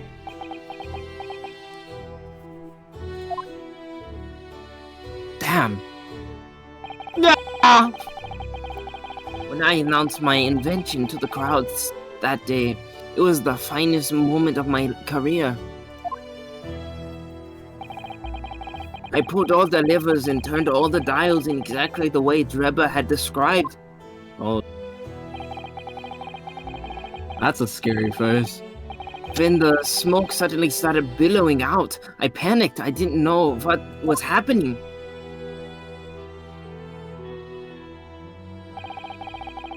But I really don't know how the whole illusion was made to work. I don't know anything anymore. That's a sad man. Let me confirm one final point with you, Professor. Do you now consent to the prosecution submitting the necessary paperwork to release your invention from the protection afforded by the SDC? Yes, please go ahead. I'm very sorry. Poor guy. Yeah, all he wanted to do was prove invention work. It would appear that we shall have to suspend proceedings for the remainder of the day now. Lord Van Zeeks? My lord? The court has newly been made aware of another party whose involvement in this matter is critical. Yes, Mr. Drebber. Mr. Dripper. Mr. Dripper. Gather information about the man. If possible, I should like him served with a subpoena. With pleasure, my lord. Now, counsel for the defense! Yes, my lord. When we reconvene, I shall be looking for one thing and one thing alone from you. Evidence. Evidence! That the defendant is innocent of the crime for which he is presently stands accused. I understand. Evidence. Good. In that case, this court is adjourned until tomorrow morning. Bonk. So what are you doing here, Susato? Fucking Smoothie? Iris. Just a smoothie. You can leave Grexon's chips alone. You mean deep throat? Sure. Oh, you call him that? My bold spot.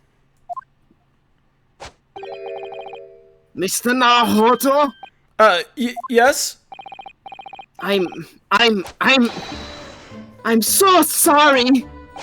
I was wrong. You were right. I tricked you. You trusted me. I dragged you into my mess. Oh, how did it ever come to this? I'm so sorry.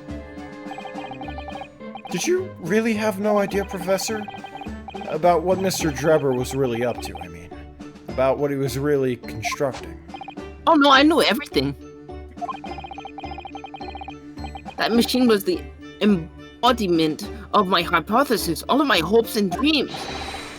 I had complete faith in it. Alright, in that case, I won't say anymore. Sadly, the murder accusation against you still stands. So we must do as much investigating as we can before the trial resumes tomorrow. I'm going to get killed, aren't I? Thank you for doing so much for me. I'm gonna get guilty. Hi, what's up? So sorry for arriving late this morning. I was kind of crunked. Arriving late? Didn't you receive my postcard? I wanted to let you know when I arrived. Postcard? What postcard? I hid it from you, Bruno. You would be surprised. An asshole. Well, did it work? Well, I was surprised, alright.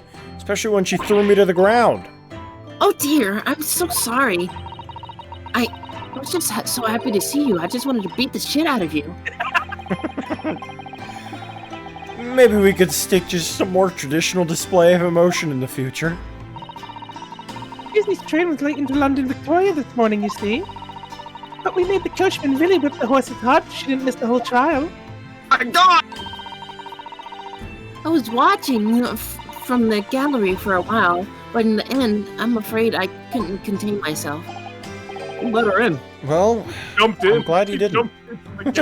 She probably like fucking WWE from the crowd. Oh! Having you at my side in court gives me the strength I need to win. So, I'm, delighted to see you, back in London. Oh, you're too kind, Mr. Naruto. I'm delighted to be here. I hope I can continue to be of service to you. Of course. So, what's brought you back? Did Professor Mikotoba not protest? Let's save all that conversation for when we're back at home, shall we? Yeah, I left without permission. You know, I've made one of my most special blends ever for this special occasion. Oh, Iris, how wonderful! I can't wait!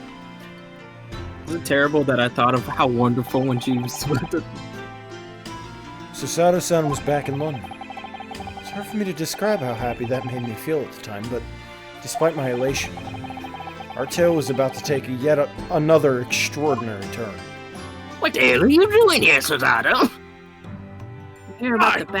I'm here for the basket field. Mikotoba wanted to protect you from me. Dark Soup. She walks in the door and just gets like some booby trap shotgun blasted.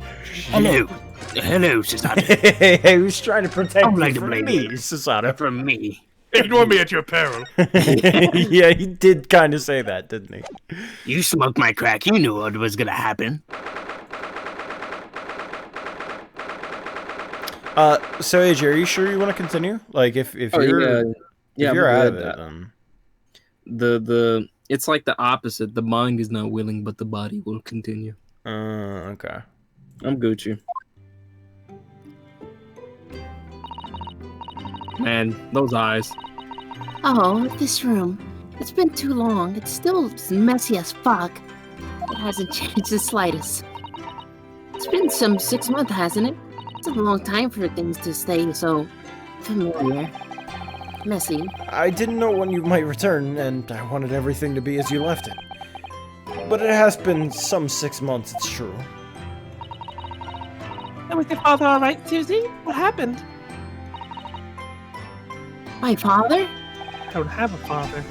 I don't have a father. Professor Mikotoba, I mean, it was half a year ago, but that's why you went back to Japan. Because of the telegram you received saying he'd fallen ill with a very high fever for some unknown reason. Oh, I forgot about that. That's right. I was surprised to learn that you'd be coming back so soon. Surprised but happy. My father's dead. I think I wrote about it in my letter to you, that it was all a trick. My father is in fine health. I'm obviously very relieved, but about that. Well, we're all delighted to have you back. It was quite by accident that I've been... Hold on. Look how mad I am because you skipped the text.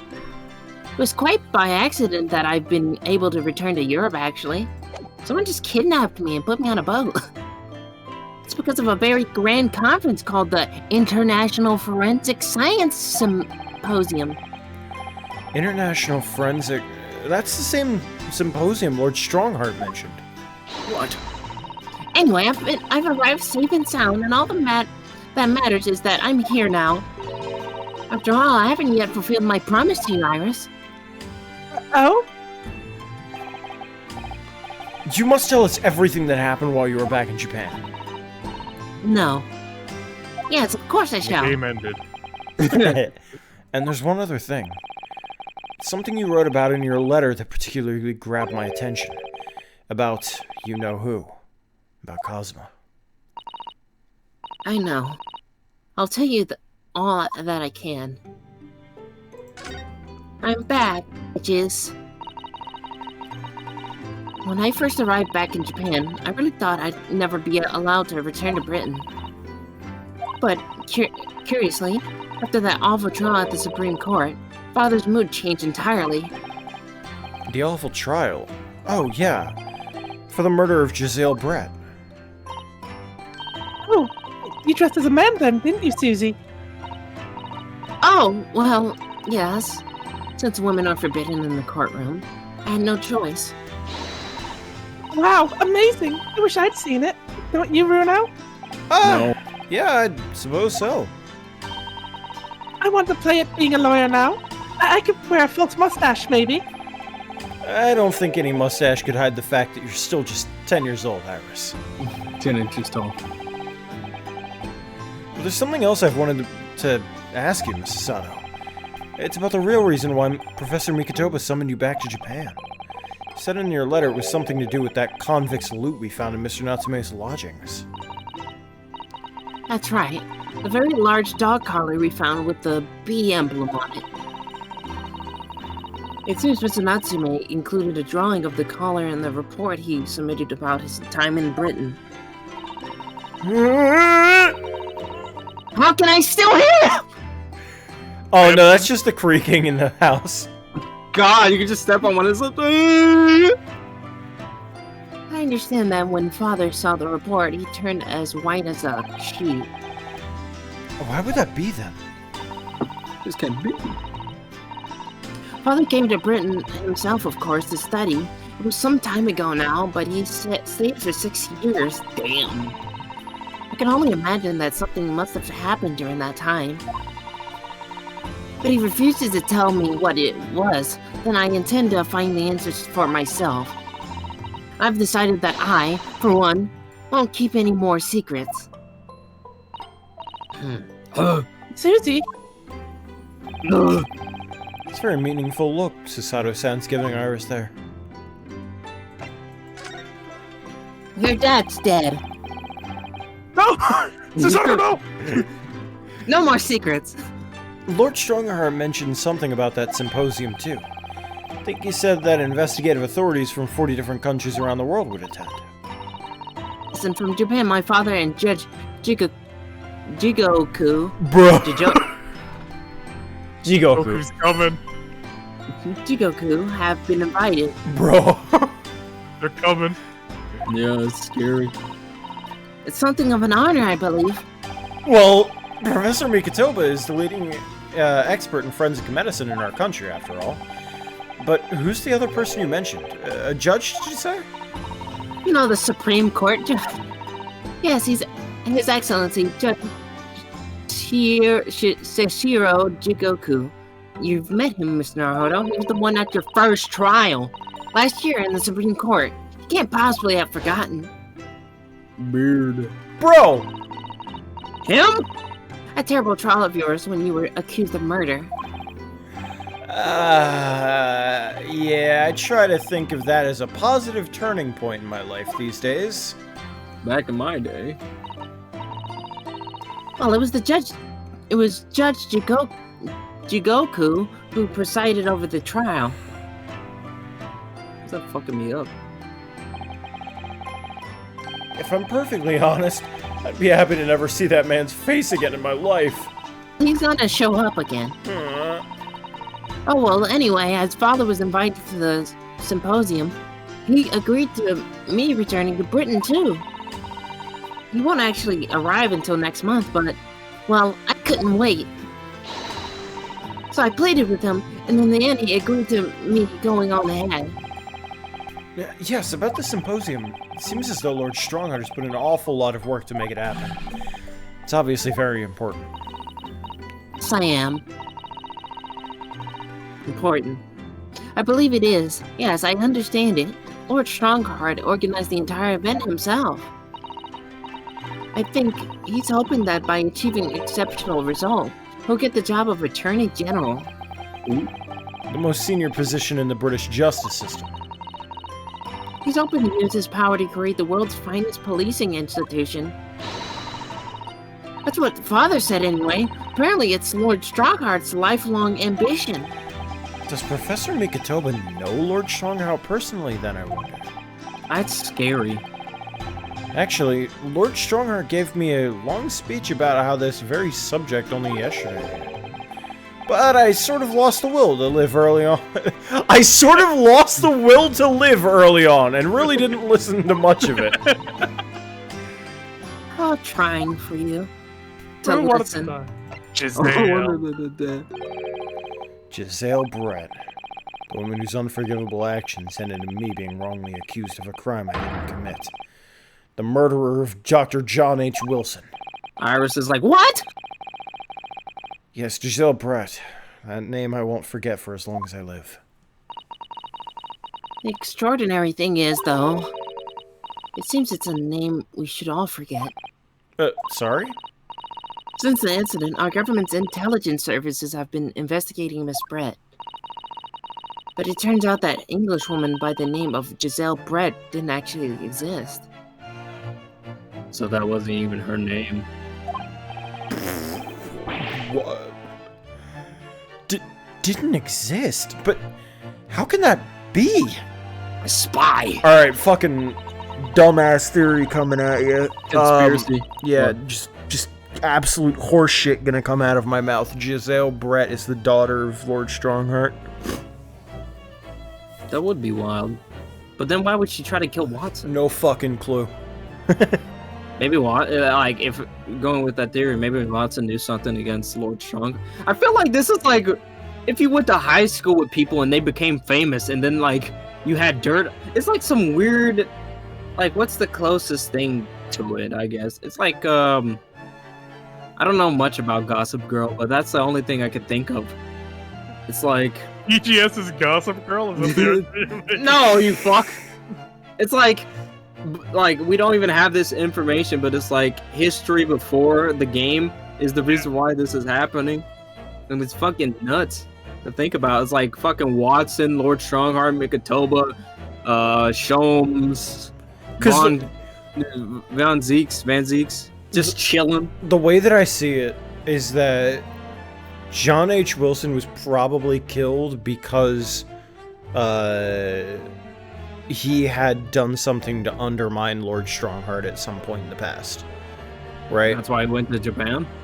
Yeah, he went to Japan in order to kind of like not have to deal with that anymore. Because I don't think that Lord Strongheart would just have him assassinated. I think that was probably Giselle going too far. But I don't think he would have Wilson assassinated. He just wanted someone to watch him. Yeah. And then for Mikotoba knowing Lord Strongheart, I mean, he was in England for that period of time and also got to be really good friends with John H. Wilson. So I don't know why I'm going through, his entire name with Mr. Wilson. So it's sort of like they all should know each other, or at least Mikotoba and Strongheart know each other, and Mikotoba and Wilson know each other. So, at the very least, the other two are aware of each other. But I think they all three know each other. I honestly think it's like the Creature situation where they were all friends and then they just broke up. And that was it. I mean, Wilson invited, or Mikotoba invited Wilson still, so I think those two were still Well, I mean, like, yeah, like, friends. of course, like, some of them are friends, but then others are just, like, completely disconnected, like, Von Karma and Mikotoba. Or Van Zeeks and Mikotoba. Do we know that Van Zeeks knows Mikotoba at this point? Well, we don't, but that's, the way he's referenced. But it could be a different job. It could be fucking Dweber, if all we know. A-Shin. A-Shin could be the fucking guy. Where the fuck is A-Shin? It's been 3 cases. I want to see him. In 4th case, he's gonna be like, his name's gonna get mentioned, and in 5th case, he's gonna be showing up. Ugh. It was a pseudonym. Her real name was Yeah, I was sitting here like, are they Oh. reading the line? Oh, I was looking away. we're fucking stupid. I was sitting here like, literally, Shin is right in front of them. I'm like, are they I gonna was read just like, that? I was looking like when I talk. Sometimes I just look away from. Oh the yeah, screen. that's what I was doing. I was looking away. I was And then kind I of started spinning in reading. my chair. It was like, It's a pseudonym, and then I look at the end of the sentence. I'm like, oh, gotcha. Whoops. So we were just rambling for no fucking reason. She So wasn't why a didn't you visiting kill student. him? Wait, what? She wasn't even a visiting student? What the fuck? That's even worse because like now he's like the 4 names. Why would she go out just to kill? You know, I wanted to hear Slicer talk and It's ram. three of the names are dead. Dead, and the other one is Gregson's gonna get hunted. Gregson's getting gonna haunted. die in chapter 5. Yeah. Oh yeah. He's dead as fuck. If the he's victim. not, he's fucking lucky, or he's gonna be a killer. Something ridiculous. it was a pseudonym. Her real name was Shin, and she wasn't a visiting student either. That was a front. The last of the deep throats. Still the last. A front? Who on earth was she then? Miss Shin. Her name is literally all our intelligence service has been able to ascertain about her. A? Imagine like you're one of the top 4 people to be worrying about, and you kill one of them, and it's like, there's no way they'll ever find out it's me, and then you get killed by a journalist. Because like I'm on the top. Yeah, literally, she probably thought he was like an animal. Well, I mean, she called her a animal, a caveman, and then get killed like son of a bitch and just dies. That's a BM. So wait, Yeah. Asian isn't even Asian? No, that was a pseudonym. No, his name was the pseudonym. I mean, never mind. Nobody Bruh. knows why or even how. She came to be Well, in Japan. I guess that's not necessarily true. She could be, like, any of the other just Asian dies. countries. She could be like fucking Korean. We've never seen a Korean in these games for whatever reason. True. But yeah, that would still be Asian. It's like Yeah, being yeah, named. It's like being named Japan. then you're from England.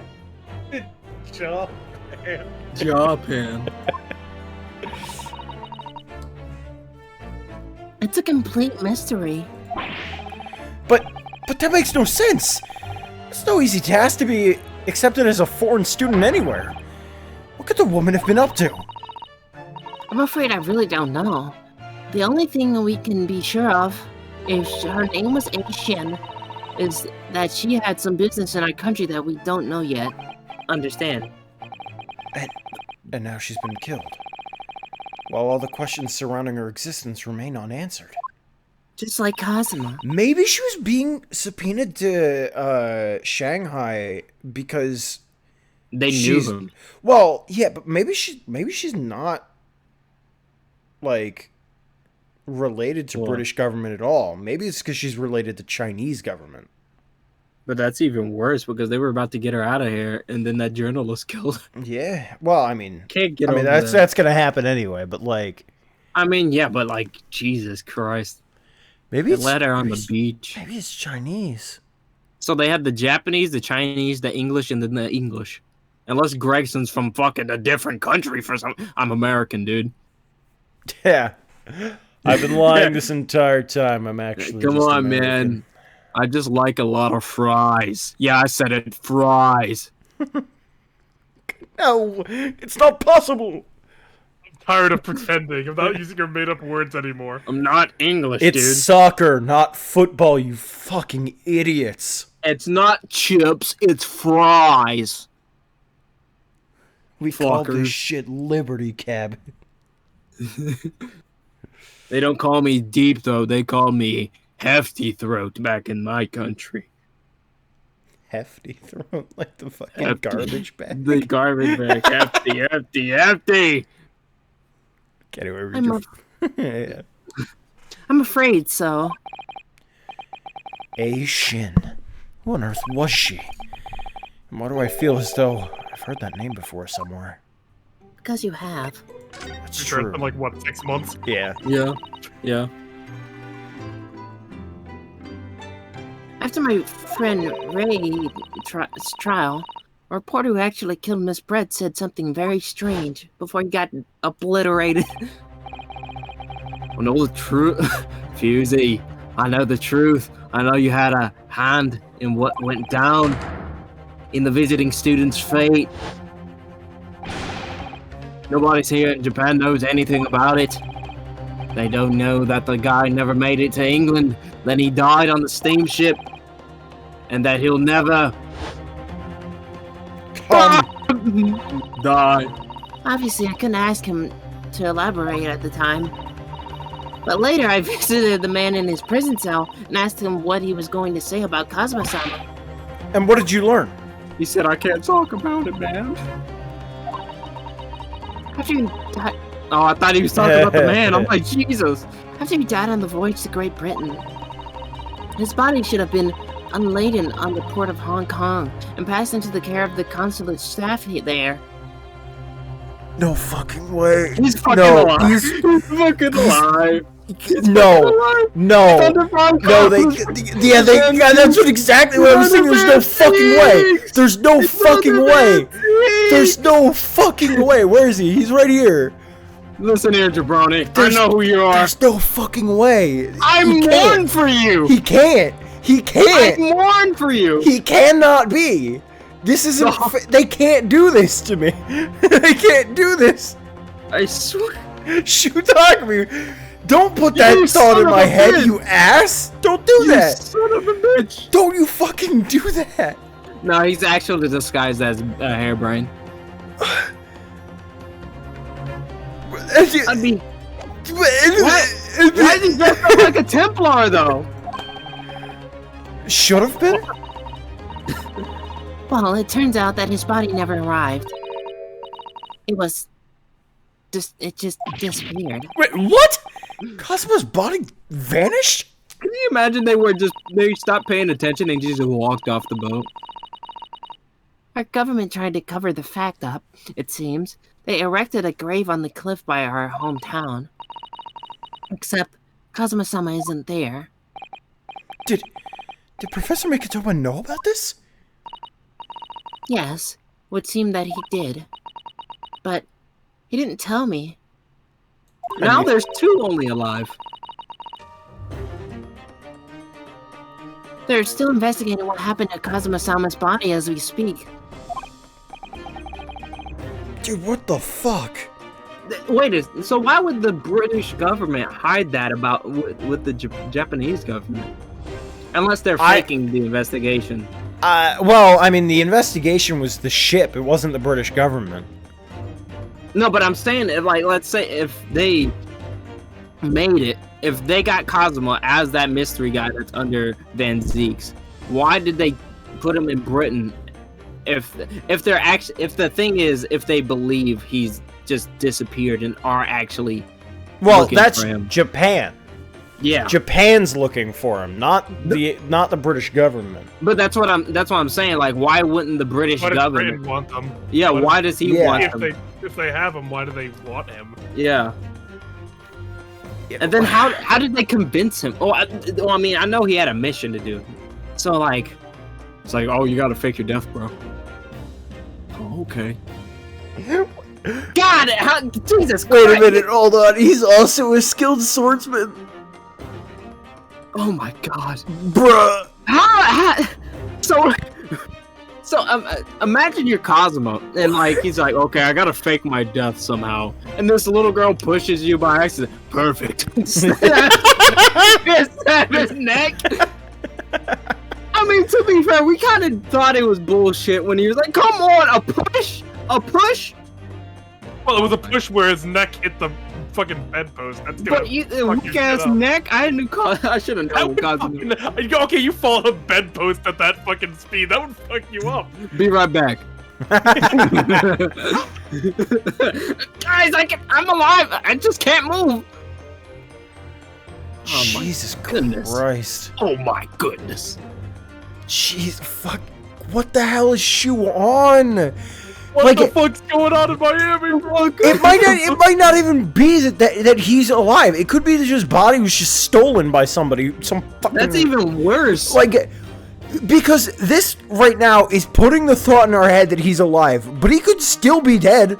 We don't know because she was just fucking insane. The weekend at Bernie's, someone's using his fucking body or something. What's No. Like they're hiding the body because there's something like maybe it's because okay, think about it. Aishin or Giselle, I guess at this point, and Wilson were on that list. We don't know where their bodies went. There could be something going on with the bodies of these individuals. We don't know. We don't know. You walk into Strongheart's office and they're just taxidermied in his room. Fucking horrifying. I have to say goodbye to Herlock now. Fucking hell. Herlock was the greatest dad of all time. Fucking hell. They're all still alive. I just don't believe it. Giselle is dead. I don't know what you're talking about. Definitely Giselle's dead. Wilson was shot as well. His corpse was shot. He's dead. Like, I don't think there's really faking a bullet wound going through the heart. I mean, he could have had a pouch. You never know. In his spare heart. In his spare heart. That plastic heart. And what's this acute feeling of apprehension I have all of a sudden? Like he's still alive.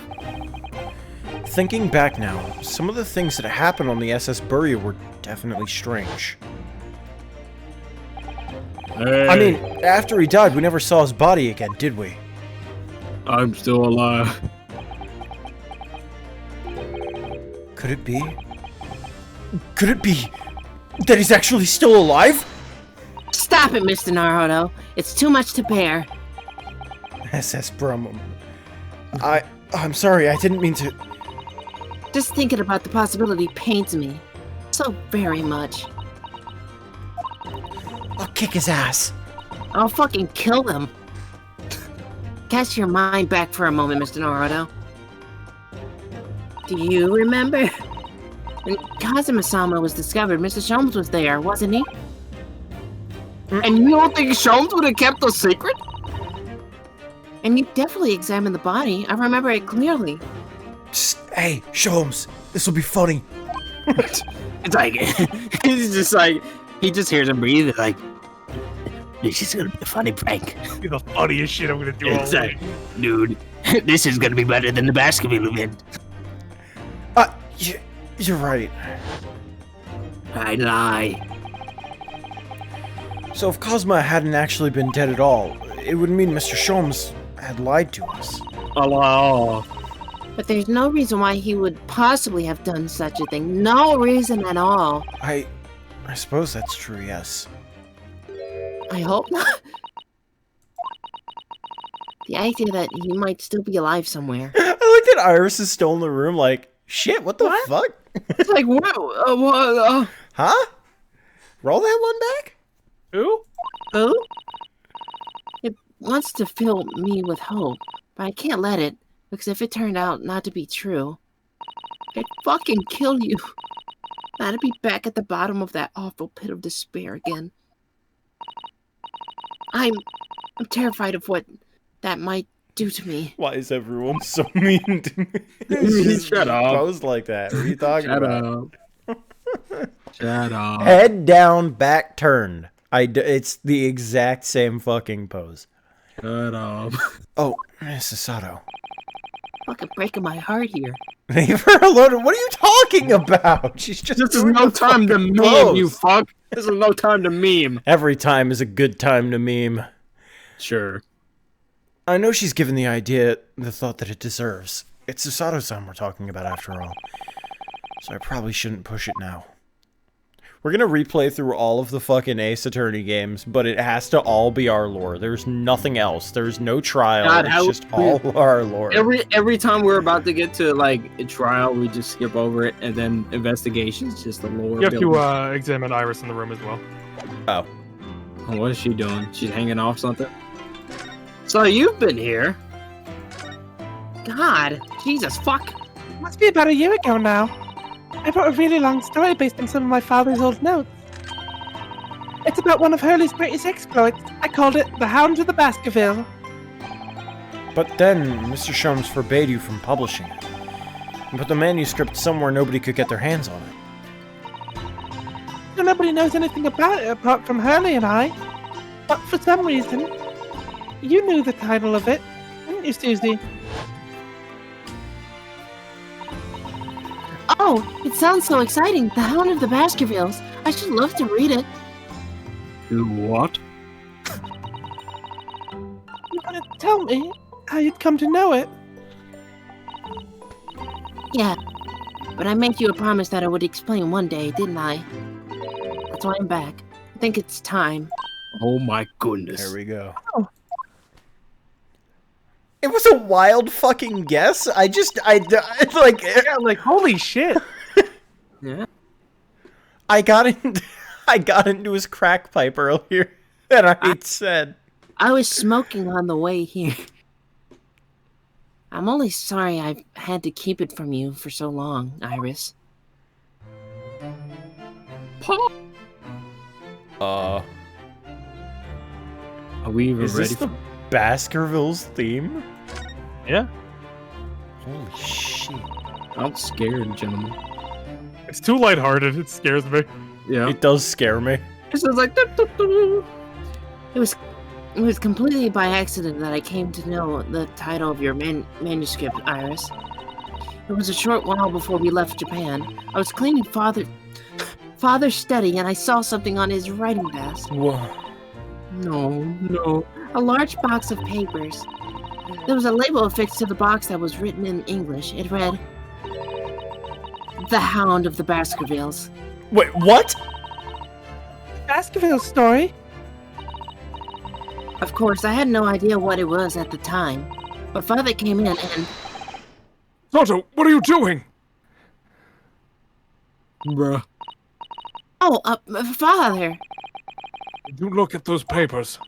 No, I simply read the label, that's all. Could have killed him now. Well, put it out of your mind. Sorry? Forget that you ever saw it, and certainly don't tell anybody else about this. Do you understand? And that was a promise I couldn't keep. That was a promise I kept until now. Yeah, I kept until I realized I spilled the beans too early. But what was Iris's manuscript doing in Japan? I have no idea. When I heard Iris mention the word Baskerville that day, the title just slipped out. I would never have guessed that it was an unpublished account of one of Mr. Shum's exploits.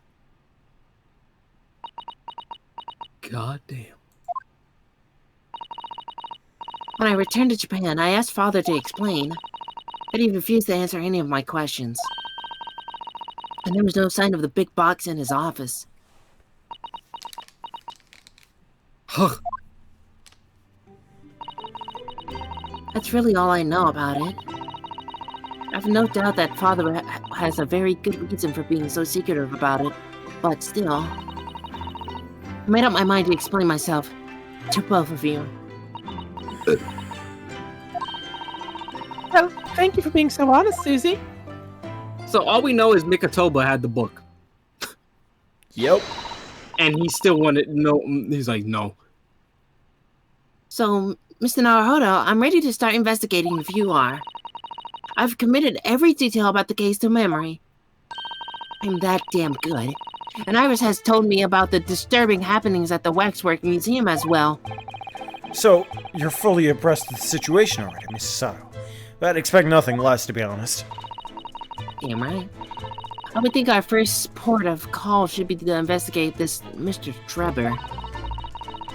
The engineer responsible for building the elaborate machine that was used to effect this extraordinary trick. Yes, a conjurer of sorts by the sound of it, well known in his field of science and magic. Then we need to go and arrest him. Well, yes, he might know the truth behind the case, so I agree we really do need to find the man. I'm gonna beat the shit out of him. It sounds like it's a case of tracking someone down. Which is a job for the police, or a great detective. Are we supposed to guess who she might be thinking of? Well, we don't have much time, so we need to get started straight away, I think. Dear. Well, best of luck then. Oh, you're not coming today? I'm going to Brixton Road shortly after for the herb market. But let me know later on how you get on, won't you? People are working behind the scenes. That was a little abrupt. Pull of the herb market must be strong. Line to your face. I would start at his office. Little Chief Justice. What the? Who the hell? Fuck? Who the fuck are you? Whom in the fuck? That's me. Oh, who's that standing beside Lord Strongheart? Oh my god, cringe. I wonder, I've never seen her before. Her? Fucking turn. This is my wife! My wife! Sam waves, dude. Ah, the young champion of the court. You had some success this morning, I understand. And you've thrown the entire government into disarray as a result. I bring you back for one fucking case! One fucking case! I am incredibly sorry. It happened. It I happened. see the smile on your face. Shut up. I'm damn good, aren't It's a traditional Japanese apology smile. What's wrong with you? That's a woman. Apology smile. Stop fucking with our government systems! Lord Chief Strongheart. No. No. Respectfully. Respectfully, no. That's your prerogative. The man is killing you. You mean because of Professor Harebrain's experiment? Damn science being demonstrated at London's greatest exhibition. The country's been made to look foolish, and now politicians are scrabbling to respond. Lord Van Zeeks is in Whitehall as we speak, giving an emergency briefing. Oh dear, I didn't mean to cause any trouble. None of this is your responsibility. The government is entirely to blame for having been taken in. Oh, that's a first. The special dispensation that prevents investigations of the scene will be annulled later today. Once that happens, my forensic investigation team will move in and deal with the scrap metal in no time. It's scrap metal now, is it? What? I don't even know. She's a prosecutor. Oh my goodness. Oh my goodness. She's next. Okay. What do I even give her? She seems posh, but like... Dead inside. Dead. You said dead. Until later, then, Lord Strongheart. Yes, thank you. Why does she have the Bayonetta hair? I don't know. Maybe she is. Who was that? Yeah, who was that? I was gonna ask you. I don't know. I have no idea who that was. That was Scythe? Dr. Courtney Scythe, Scotland Yard's esteemed chief coroner. She's the one that did the actual good fucking... the actual autopsies. Good shit. It's like I should have shook her hand. She's leading the FIT team's handling of the case. She was just delivering her report about the victim, in fact. He's dead. I see. He's About dead. about Mr. Assman. Following the outcome of the trial earlier, I asked the coroner's office to reevaluate its findings. I don't have time to tell you what she concluded. If you want to know, you'll have to ask her directly. Okay. You can find her in the forensic laboratory. Okay. Right. Now, what were you here to see me about? I can give you 7 minutes and 39 seconds of my time. It's funny. So he's not running quite so spectacularly late anymore. He knows how to time manage, for the most part. Just leaves and come back. What exactly is the forensic investigation team that you mentioned before? Some type of suicide squad. The British Empire's police force must become the most exemplary in the world. For that to happen, it is imperative that we embrace forensic science and everything it has to offer. I first created the FIT a year ago now. Unofficially, of course, to pave the way. Made that fit. Goodness, a year ago. At next month's symposium, I intend to present the results of their work to the world. Once I do that, the House of Lords will be powerless to oppose the creation of a full-scale forensic division. And once that happens, the position of Attorney General will be mine, and criminals will suffer dearly. What do you mean? For too long, those scoundrels have made a mockery of our legal system with false evidence and bribes. But London's scum is about to be rounded up and burnt in the fires of hell. I intend to see to it personally. By creating the finest police force the world has ever known, to protect our honor and our future. Look at those eyes. He means every word. It looks like he has the fucking Renegon. Dr. Scythe is an extremely reliable coroner. When I officially establish the forensic division at Scotland Yard, she will run it as my right-hand woman. Now then, speaking of the symposium, Miss Mikotoba. Oh, yes, my lord. Your father should be on the high seas as we speak, making his way here to represent the Empire of Japan. Yeah, that's right. Understand he will arrive at the beginning of next month. Are you acquainted, Lord Strongheart, with Professor Mikotoba? With my boyfriend in high school. It was many years ago now, but yeah. I remember Dr. Mikotoba very well. Jesus. What? Wait, no one. What? Go away. If my memory serves, it was some 15 years ago now that your father came to Britain as a visiting student. Damn. It was the year I was born. So yeah, 16 years ago, in fact. Damn. Mikotoba was a young He simply practitioner of said- forensic science. He said, all right, it's been great knowing you, ma'am, but I've got to go. Like, Mm-hmm. And He wa- Jigoku accompanied him as a young promising judge. He went like, yep. The punctualness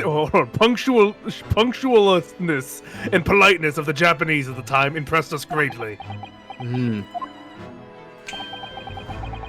Not that I wish to imply impoliteness or carelessness on your part in any way. Even though. I didn't think that you were. Dr. Mikotoba studied forensics at one of London's large hospitals. St. Sinners, if I'm not mistaken. Saints. Dr. Seiss was also there then, as it happens. And Dr. Seitz knows my father, does he? That's actually your mother. She was a young medical assistant at the time, so I doubt their paths crossed regularly. Hold on. Do we have her in here now? Yes, we do. Should, yeah. 39. Oh my goodness. That's mouth material, ladies and gentlemen. Yeah. But I've no doubt they knew each other superficially. After all, Dr. Mikotoba was here studying his subject for some 6 years in total. 6 years. It's a long time to be studying abroad, isn't it? It's my grandmother in those years. So he left his newly born daughter behind and went overseas for 6 whole years? I'll be back in 6 years. It was a rather turbulent time at home. Oh. Perhaps father wanted a reason to get away. Damn. What do you mean? Why? My mother. Well, clearly something was going on at the time. God. I wanted to ask you about Lord Van Zeeks, actually. I heard his older brother was killed some years ago by a mass murderer known as the Professor who targeted nobles and royalty. Is that right? You Japanese are a thorough lot. You've done your research well. Yes. And you could say it was that very incident that gave rise to the Reaper. What? Why? When his brother, Clint Van Zeeks, was murdered, it was just after young Brock had graduated from University of London and became a prosecutor. When obvious criminals who managed to evade conviction in court started disappearing, rumors quickly spread throughout the capital. Londoners started to say that wherever Barrack Von Zeeks went, the ghost of his dead brother wasn't far behind. Oh my word! So, Lord Van Zeeks isn't the Reaper. It's the ghost of his brother? His brother's still alive. Ever since that time, he became a very aloof figure in London's legal circles. Okay, I gotta... Oh, yes, Lord Strongheart. Go ahead. It's about Professor Harebrain's experimental machine. We'd like your permission to examine the remains, if possible. No. Are you well versed in science, then? Not in the slightest, in fact. You could say I was barely aware of the subject at all until recently. Well, the special dispensation legally preventing investigations of the machine is currently being annulled. Within a few hours, Dr. Seiss' team of forensic experts will begin their own investigation. But I suppose until then, there's no harm in you looking at the wreckage as long as you touch nothing. Thank you! Being able to look at it is better than nothing. And I'll be able to see it too. Alright. Your time is up. You'll have to excuse me now, I'm afraid. My next engagement calls. Nature. Getting married again. Hell yeah. Alright. We are extremely sorry to have troubled you when you are so busy, my lord. I have important matters to attend to in preparation for the symposium, you understand? See ya.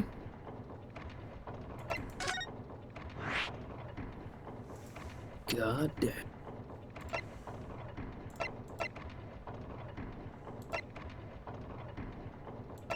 Oh, we can go to the forensics office. Alright, so probably forensics laboratories next. Jesus. Look at this place. Look at all the skulls. The two of them. I believe this is it. Dr. Seiss' laboratory? Ugh, chemicals smell really assaults the nose. There's plenty to assault the eyes in here, too. It looks as though the doctor isn't here. But we're here now, so we may as well do some sightseeing. What is your mouse doing? What? Nothing. There's no mouse. Moving. There's nothing there, Mr. Naruto. Fighting for help. There's nothing there, Mr. Naruto. Don't worry. I was trying to say something. Should I say? Okay. Spelling out. What a seasoned even tourist stop. you've become. I said fuck you. Oh, I wasn't even reading. I can't read. What a seasoned tourist you've become, Mrs. Sato. We could just have a little look around, being careful not to upset any restless souls. Like the Reaper's brother. I suppose this is Dr. Seiss' desk. Ugh, I would not like to work in a place like this. It's very tidy, though, isn't it, Mr. Naruto? You've never heard of that. Imagine how efficiently she must work. The lighting is poor, which is bad for the eyes, and the chemical smell can't be good for you. Not to mention the skeleton watching over you as you work, which is definitely bad for the nerves. Well, yes, those are valid concerns, I suppose. I can just about cope with one-eyed... I can just about cope with a one-eyed Daruma doll watching over me, but that's all. Daruma doll. Look at all the bottles in the shelves in these cabinets. What an assortment of chemicals. These ones here are labeled highly toxic. Ugh, that's worrying. Because there are also things that look like salt and pepper shakers in here. Oh yes, and they actually say salt and pepper on them. The doctor probably spends a lot of time in this room, I suppose. Perhaps she has meals here sometimes. Life goes on, even when you're surrounded by death. Just like, I guess I'm gonna be eating on the examining. It's like just like talking to the corpse, just eating like a Subway sandwich over top. Hey, It's like, man. "Ah, I mean, Lettuce in his sternum. dude, Yeah, come on. Sorry, I dropped a pickle in his fucking eye. That was there when I found it. Those He's probably li- like, You want to buy? Oh. Those large jars seem to have pale things floating around inside of them. Suppose they're fruit liquors or something, like pickled umboshi plums or something like that. Father had jars like that in his library as well. He got cronked. I expect they're human organs in a preserving solution. Probably as examples of some rare medical condition. Mrs. Sato, there are some things in the world that's just perfectly fine to never know about. Ever. Oh! Care. So as I said, I'm sure they're fruit liquors or umeboshi, aren't they? Of course. It's just... Like, why don't you have a drink then? Why don't you? Okay. Wait. wait. Stop! Chuck. You don't know what I've been doing in Japan. A table and set of sharp tools. When you consider each in isolation, it all looks quite innocent. So why is it that when you put them side by side, they seem so horribly disturbing? It might be best not to ponder it too deeply. Seeing the large tome that's open on the desk does make me wonder, though. How can anybody concentrate on bookworm with this acrid odor of chemicals in the air? You'd either have to have a cast iron constitution or a really terrible sense of smell. Or both. To be fair, if you're around that stuff long enough, you usually adapt. Oh, yeah. Or they literally burned her on, I guess, the senses in her nose. Well, look at this. What a magnificent display case. Sure, it would have been polished to high sheen, and the intricate carving is a joy to behold. Western cabinet makers really are very skilled, aren't they? You have nothing to say about the skeleton inside, Mr. Naruto? He's just doing his thing. The wood is fabulous. Mrs. Sato, can't you tell I'm trying very hard to avoid talking about the terrifying contents of the case? It's how I cope! I'll be sure to remember that from now on. Well, You did miss it. There's something else. So. fuck. The bird, maybe? Yeah, Yes. owls. Birdie. Oh. It looks like an owl and a crow up there. I know, and they haven't even twitched since we came in here. Maybe they're dead. Well, no, they wouldn't have. They're taxidermy mounts, Mr. Naruto. I was afraid you were gonna say that. I'm trying very hard to tell myself that they're just sleeping with their eyes open. You're just sad. Yes, I think perhaps you were wise to put something like your Daruma doll on display in the office instead. Cool. Nope. The chandelier? Nope. No? Cold, warmer, Warmer? colder. Chair? Warmer. Go hot. We go back. Hot. Oh There. shit! It's covered by. That's fucked up. Yeah, I was like, what the fuck am I missing in here as well? Look at this big, thick book here. Throwing it back. Huge ass fucking book. This book got bonkers.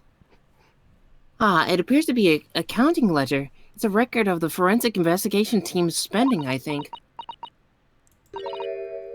Oh. What is it?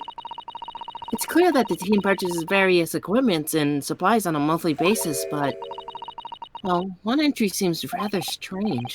Really? In what way? It's a bomb. They're buying 500 scalpels every month. 500? Must be working really hard on dissecting corpses.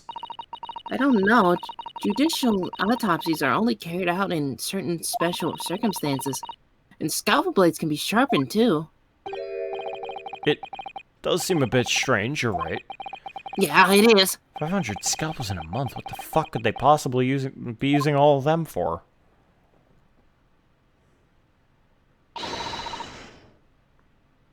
What are you doing?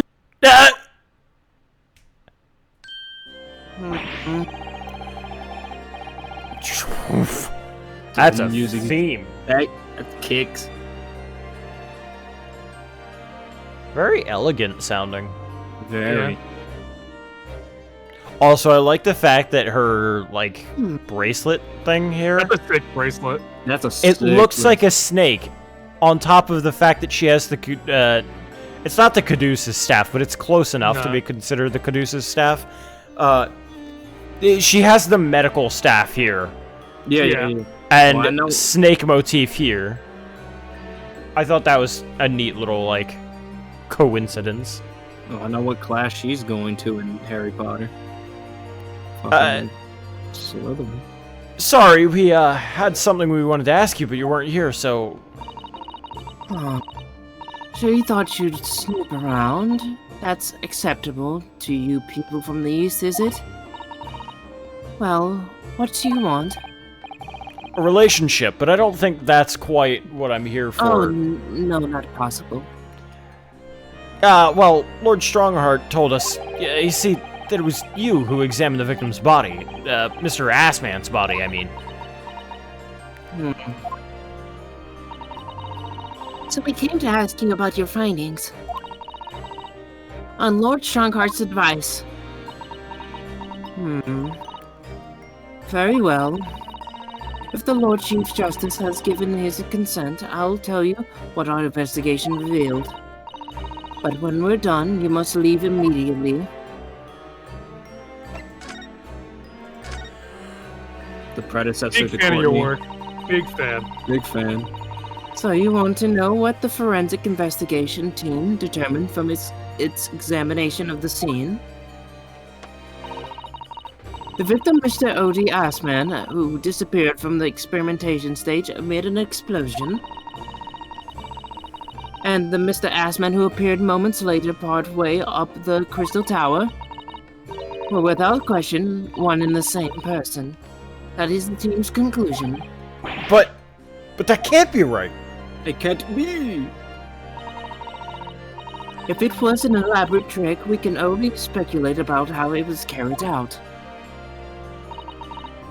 Let's see, if two people who looked very similar to each other were involved, they could have made it appear as if one person had switched places, couldn't they? Very true, but sadly in this instance, that was not the case. The man who disappeared and the man who subsequently, oh lord, reappeared was the same person. The fingerprints at the scene make the quite evident. Fingerprints. They're not yet officially recognized as forensic evidence in the British justice system. But one day, they will be used as an investigation aid as a matter of course. Oh my, Wait a second. They better not use that in court. Because I swear to God, they didn't allow that for no, hold on, but they're gonna allow it for this fucking bimbo? No. I'm not down with that. oh my, but that would mean that the instantaneous kinesis actually took place. So, where does that leave us? Shit out of luck. My team was tasked with investigating, not drawing conclusions. Whoa! Instantaneous kinesis is impossible, and yet the body did move from one place to the other. This hasn't cleared up anything at all. It's made the whole thing even more of a mystery. Okay, leave. What is this? Where did she spring from? And she just called it Dr. Mama. She is a MILF! Woo! Yeah, baby! Confirmed MILF. This is a lawyer, dear. Also, it's fucking awful. It's just like gas mask. You Yeah. my mummy. You fuck, my mum. Fuck off, shoot talk me. Well, I guess that's more the translation too, man. True. Shu did put the mask on though. Oh yeah, he definitely had. I want her to have a mask. This is a lawyer, dear. Hello? To meet you. Pleased to meet you. Yeah, I'm a defense lawyer, and I... Yes. Can I cut this one up? No! What? Oh my goodness. I've never seen inside an Eastern person before. I want to know what it looks like. The same as everything else!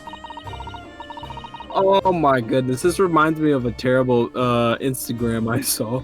So, it was a terrible joke by the guy who, I can't even remember. Basically, he's like, my uncircumcised guys, that's the only hoodie that your girlfriend can't take. And there's a guy on the other screen like shaking his head, yeah, and then all of a sudden there's a girl with a fucking huge ass butcher knife and knife like that, just shink, and then the guy's like, his eyes widen like, oh god.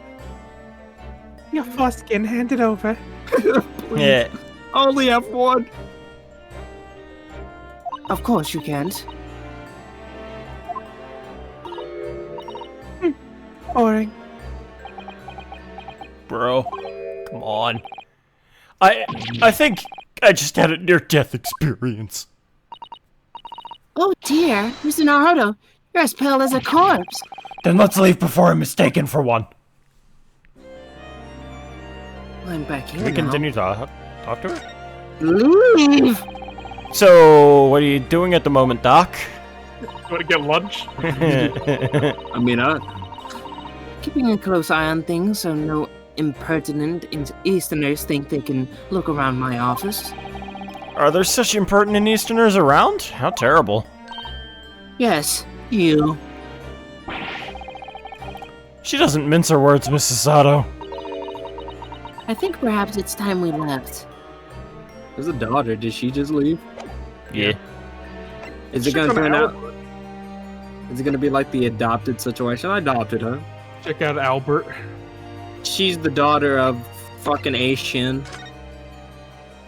She's the dog. What? No, not what's her name? The other girl, I guess. Then I guess she was in a. She's throwing it back! Oh, the No, she sign was- says I can do it. She was 39. She's Yeah, 39? the lady, yeah. Not her, but I meant like Asian. Oh, She was in her. yeah, she was in her mid 20s. She was in her 20s, yeah.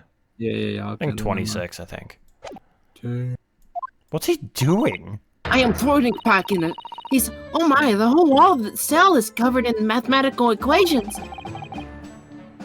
And he's still writing more now!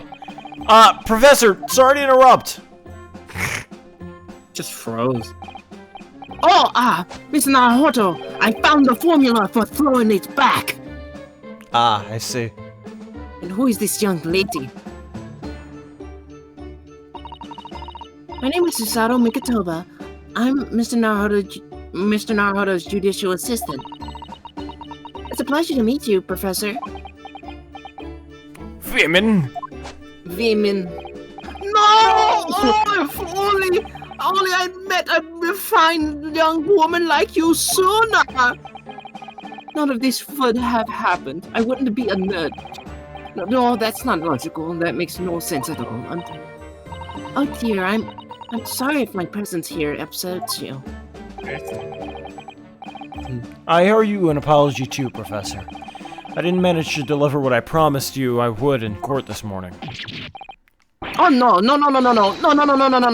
The whole thing, the whole miserable affair, it all happened because I've such a complete and utter clot. Professor Hairbrain, what have you been working on in your cell? I bet the answer just comes out to like 2. Oh, it's actually 5 this time. Ah. Oh, haha, you mean that? Oh dear, how embarrassing. I was suddenly struck by an idea, you see, and I simply had to write it down. The ball was all I had to hand. Give it a spoon and a fork. Yeah. And Oh. they give me chalk. Is it some sort of new hypothesis? Something to surpass super high voltage instituted blah blah blah blah blah? Close. No, actually, this is my autobiography. Autobiography? In what world? how I was diddled and fiddled by how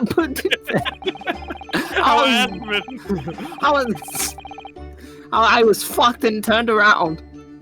I found I can represent my odd fortune with only odd numbers in an ambition set off by somebody that's odd.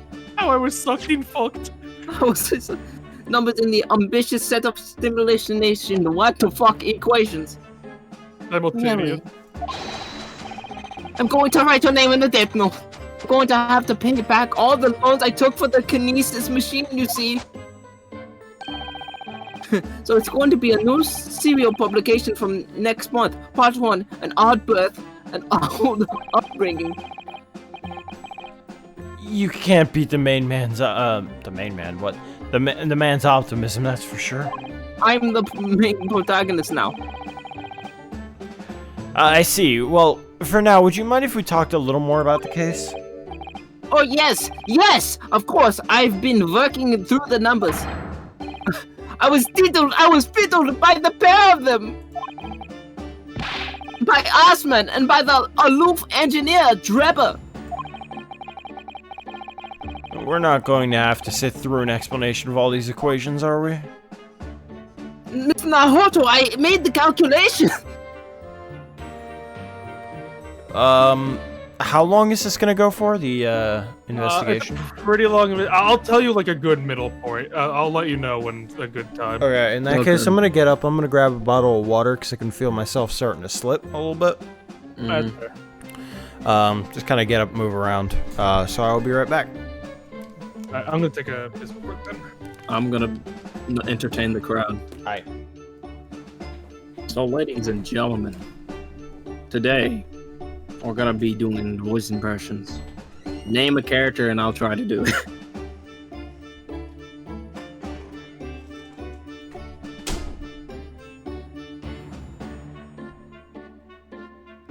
Come on, Peachy, I know you're there. Give me a name.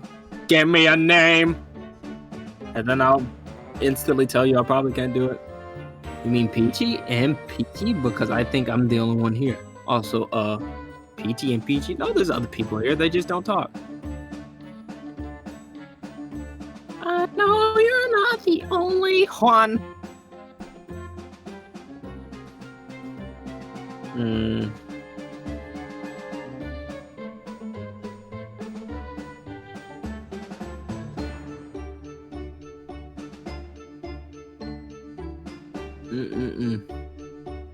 Think harder, PG! Think! Use all that brain power!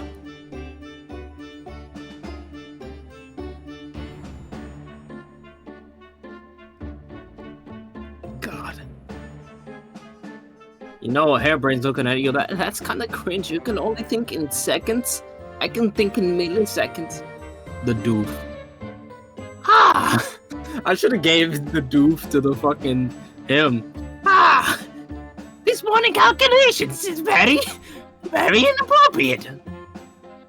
Sorry, I shit myself. Fucking jeez.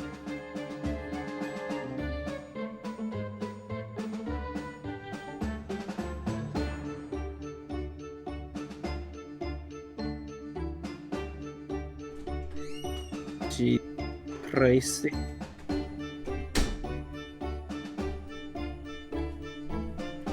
Special guests!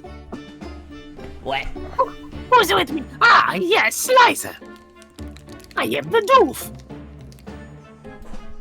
Whoa. For yourself.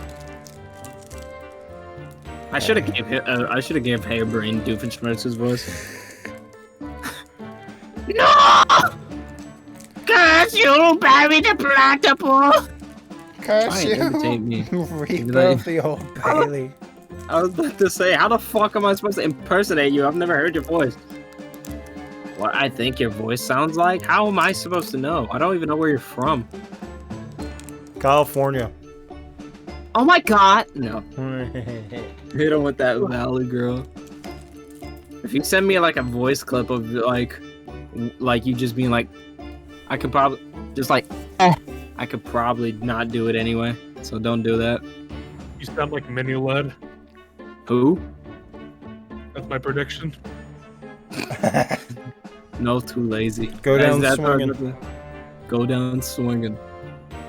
Go up swinging. Until the proven feature, your voice will forever be mini led. I don't even know what Mini Lad sounds like. I've never watched his videos. I know he looks like a VeggieTale character. I think Minecraft Steve. I thought he was white. He is. Like white. Did you say? Is he really? I thought you said he was. Well, he's dead now, so. Oh yeah. Swinging at you, Slicer.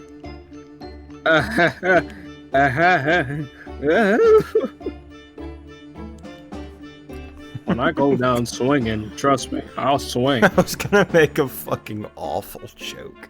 I know, I was waiting for it. Oh my god, another time. Yeah, another day on a different channel. On my channel. Go on, say it, not here. Yeah. Say it, JD. She called you by name. With the DMs. Everything! I'm so tempted to do the doof. Everything I believed in has been turned on its head. My research with the Assman, the kinesis machine, my hypothesis even. Sorry, it's come to this. Was there really no other way? It's not your fault. I wanted to protect my work, but in the end there was nothing worth protecting.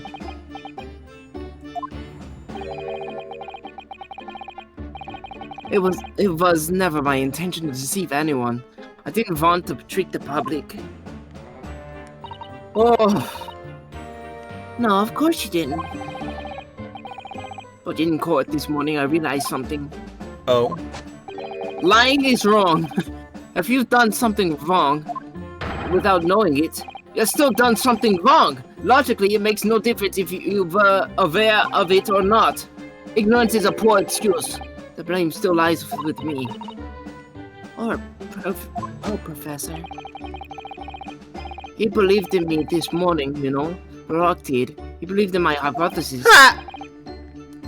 Well, I think that was just a necessary factor in the prosecution establishing its case. Oh no, Barack wouldn't do something like that. He's a nice man. I'm sure he's genuinely believed it. Did he? I think I understand now. Why it was that he decided to take on the prosecution in my trial, I mean.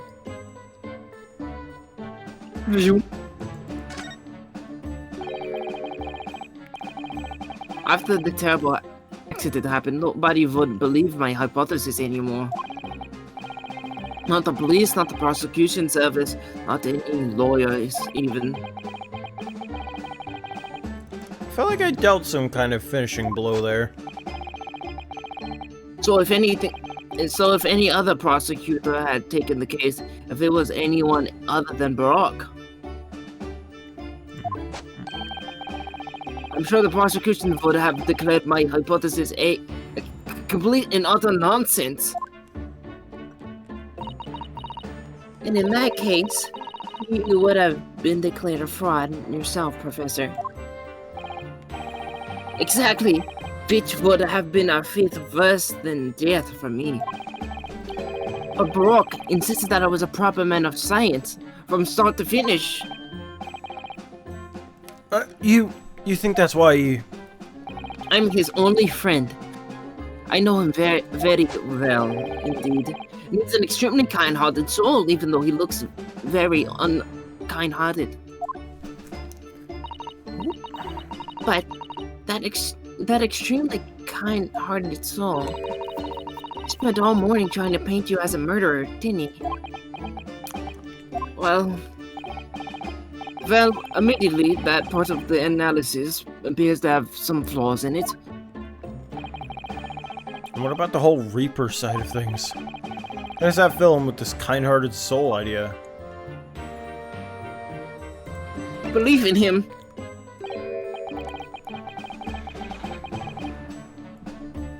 I hate people on Snapchat. Oh. Do you think he set out to trick me from the very big start? Sorry to say, but that does seem likely, yes. Oh. When I first met him, he introduced himself as a wealthy financer. He looked over the paper I've written and said my work would benefit all humanity and must be pursued. He was so enthused. He was so empathetic. Man, I'm starting to think this is his brother. Hey, who's brother? Van Zeke's. Before he got killed, or was he killed? Wait, you saying Hairbrain's brother, or you saying Aspen? No, I meant his brother that got killed. What about him? Oh, was he not on the? Was it? Am I just thinking it? I probably am thinking it wrong. Did Hairbrain visit England for schooling, or did Van Zeke's go to? No, he lived in England and he finished his university courses where he met Zeke's, and then he went to Germany. That's what I meant. Like maybe, or maybe I don't know. Or maybe I'm just making my own theory. My bad. I still can't believe it. As the machine was essentially a set decoration for some stage magic. It probably didn't require a large amount of investment, actually.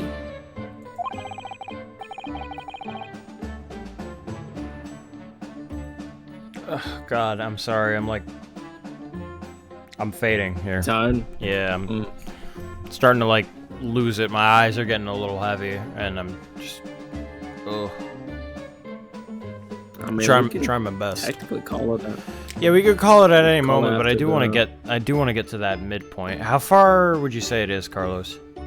It's like the next scene after. It's like the next place we're going once we're done with that. It's the middle, I would say. Okay. In that case, we'll wait, what? Don't we have like 2 more things to grill press them on? on? Yeah. Not press. Yeah. That's open, so I'm gonna throw that away. One moment, please.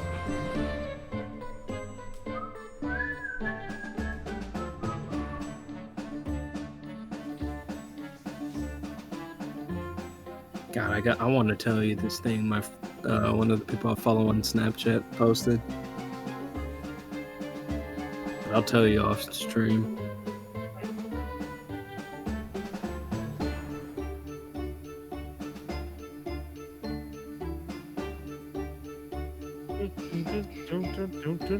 So what do you think's gonna happen, Carl? I already know how this case plays out, it's interesting. It's interesting to hear you guys' theories about stuff. Oh yeah, we're definitely wrong. I can't believe Giselle though. And then we were just talking over it. Yeah. Like you guys are throwing up theories, and I'm just like, this line right here would clear a little bit up for you guys. Yeah. But the scale of it. More questions. Yeah, true. It wasn't just one small trick. It was a very elaborate feat of deception. Our young scientists are full of hope about the burgeonings. Ideas full of zeal. Burgeoning. Burgeoning? Yeah. Burgeoning. Burger. Like Tom Bergeron. Never heard of that. Really? You don't know who Tom Tom Bergeron is? America's Funniest Home Bergeron. Videos. Oh, okay. Maybe. And Dance The with the gray-haired Stars. guy? Yeah. Yeah, he was I didn't great. know. Yeah. I forgot his name. I thought his name was different. I don't know. But none of us have any money. We want to do research, but we can't afford it. Many of us take on barely legal part-time work to try to earn just a few measly pennies to carry on. To go through all of that, only to be taken for a complete fool. It's too rotten to believe. It is, I agree. That's why we have to find those responsible and bring them to justice. Mr. Assman is no more, of course, which leaves only the engineer. Mr. Enoch Drebber. Enoch is such a powerful name. Yeah, that's a cool ass name. Enoch. Is he an engineer or a magician or a swindler? It was about a year ago when Mr. Assman first brought Drebber to meet me at my laboratory. Since then, I've met him many times to discuss details about the kinesis machine. But at no point did you have any inkling that he was going to just be an illusionist. Oh, he definitely wasn't just an illusionist. What do you mean? He was a killer. He was a wealth of deep scientific knowledge. There's no question that the man's a genuine scientist. It's instantly apparent in conversation. I see.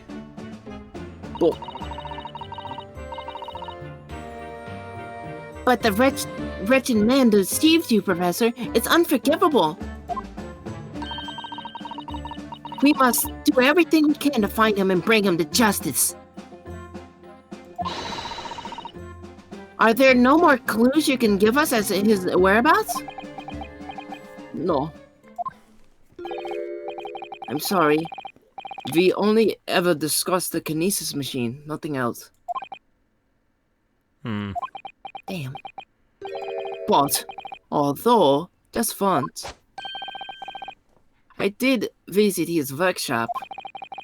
What workshop? Jibba's enormous fabrication laboratory, where he constructed my great machine. Quite important. Construction. Why didn't you mention this before? You know, Trevor's workshop. Every chance we might find the man there. Oh no. Workshop. So you've been to Trevor's place of work then? Yes, just once. You understand. It was an enormous place, plenty of room to construct a kinesis machine, you see? Mm-hmm. Yes. Mm-hmm. Yeah. Where can we find it? We have to go there at once. There's a good chance we'll find Trevor. Rubber. Well, yes, definitely. I'm sure you're not going to want to hear this. But I have absolutely no idea where the workshop is at all. I'm sorry! I was more than half expecting that. You see, I was blindfolded in the carriage the entire way there.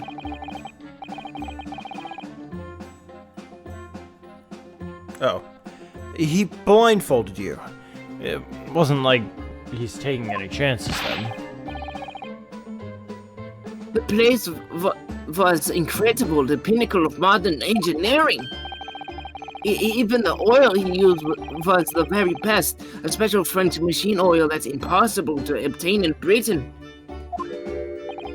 The indescribable scent of that imported oil. Perfumers across the world should forget their secret formulae and use that instead. Oil.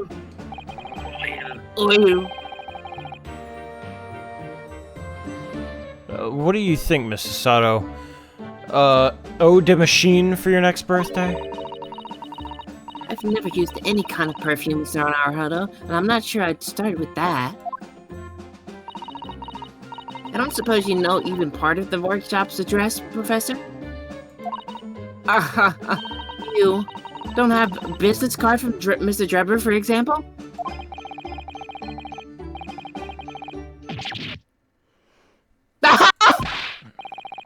Yes, I do. He gave me his business card once. It's right here, look.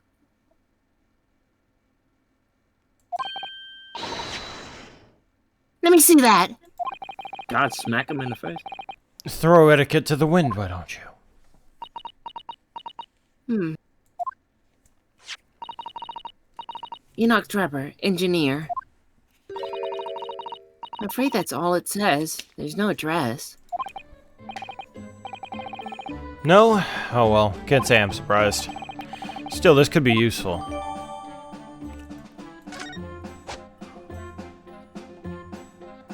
We're Okay. done with you. Yeah, all right. I'll see. Where to Today next? was a good day. The stage. The stage. Oh, the stage. Okay. But yeah, I can't continue. I'm already like slipping, and it's only gonna get worse. So I want to just call it here, and we can finish this up tomorrow. Because again, we're streaming tomorrow. We have the luxury. We can just say, that's all we really can do today. You know, as Yeah, we'll opposed. probably get into the trial a bit. Yeah. Yeah. And then by Saturday, we can absolutely have that done. Yeah. You guys all saw your thing that SNES did for us. I did. I saw that was very nice of her. Yeah, Incredibly. I paid for Wonderful of her. the first mod. I'm gonna show you the first model after I get mine. But the first model was fucking. It was funny. fantastic. I It was fucking amazing. loved looking at it. Carlos, did you see all of them? And AJ, you too. Did we all see each other? I saw the one she sent me. No. She sent me mine. You sent me mine. Ah, okay. I've seen all of yours, and they are all fantastic. The first one is like incredible. Oh yeah, no, it's so fucking good. It's so funny. I just had her change it because I was like, I always imagined mine, the horse mask to be like more suave. So she has like the suit and tie now, and I'm like, oh yeah. But I'm definitely keeping the first one too. Fucking incredible Hulk mask. Like use it as a D&D PNG. Oh yeah, for sure. My new character, Horseman. Oh man, but yeah, no, I'm so incredibly happy with how it all turned out. I'm super glad that she was inspired enough to do that. Yeah, we're very moving nice. up in the world, boys. It's true. But yeah, no, I really can't continue right now. I'm too kind of tired of and my eyes are getting really heavy, so I also need to shower because I have work in the morning, so it's probably a good time to just stop. But yeah, this was a fun stream. Some wild fucking revelations. Hey Shin. Hey Shin. Cosmo's body is gone. Yeah, what the fuck is that about? Knew about it. What the fuck is going on? knows about it along with the Baskervilles. And then he like had a copy of the Baskervilles. I mean, we kind of assumed that she learned it from her father. It was just more indirect than we suspected at first. But it's like, yeah, he had a copy, which was nuts. He did, which yeah, you're not wrong. Either way, tomorrow, lads. Yeah.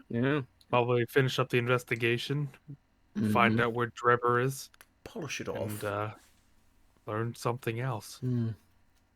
I know you said I get a guy voice. Does that mean I'm doing Drebber? You are doing Drebber. Okay, all right. I figured. Dripper. That's gonna be a fun voice to do.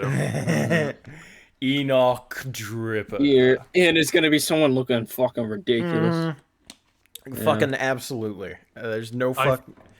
I adore Enoch's design. Really? Yeah, I mean, like his theme is referred to as the man who bridges science and magic.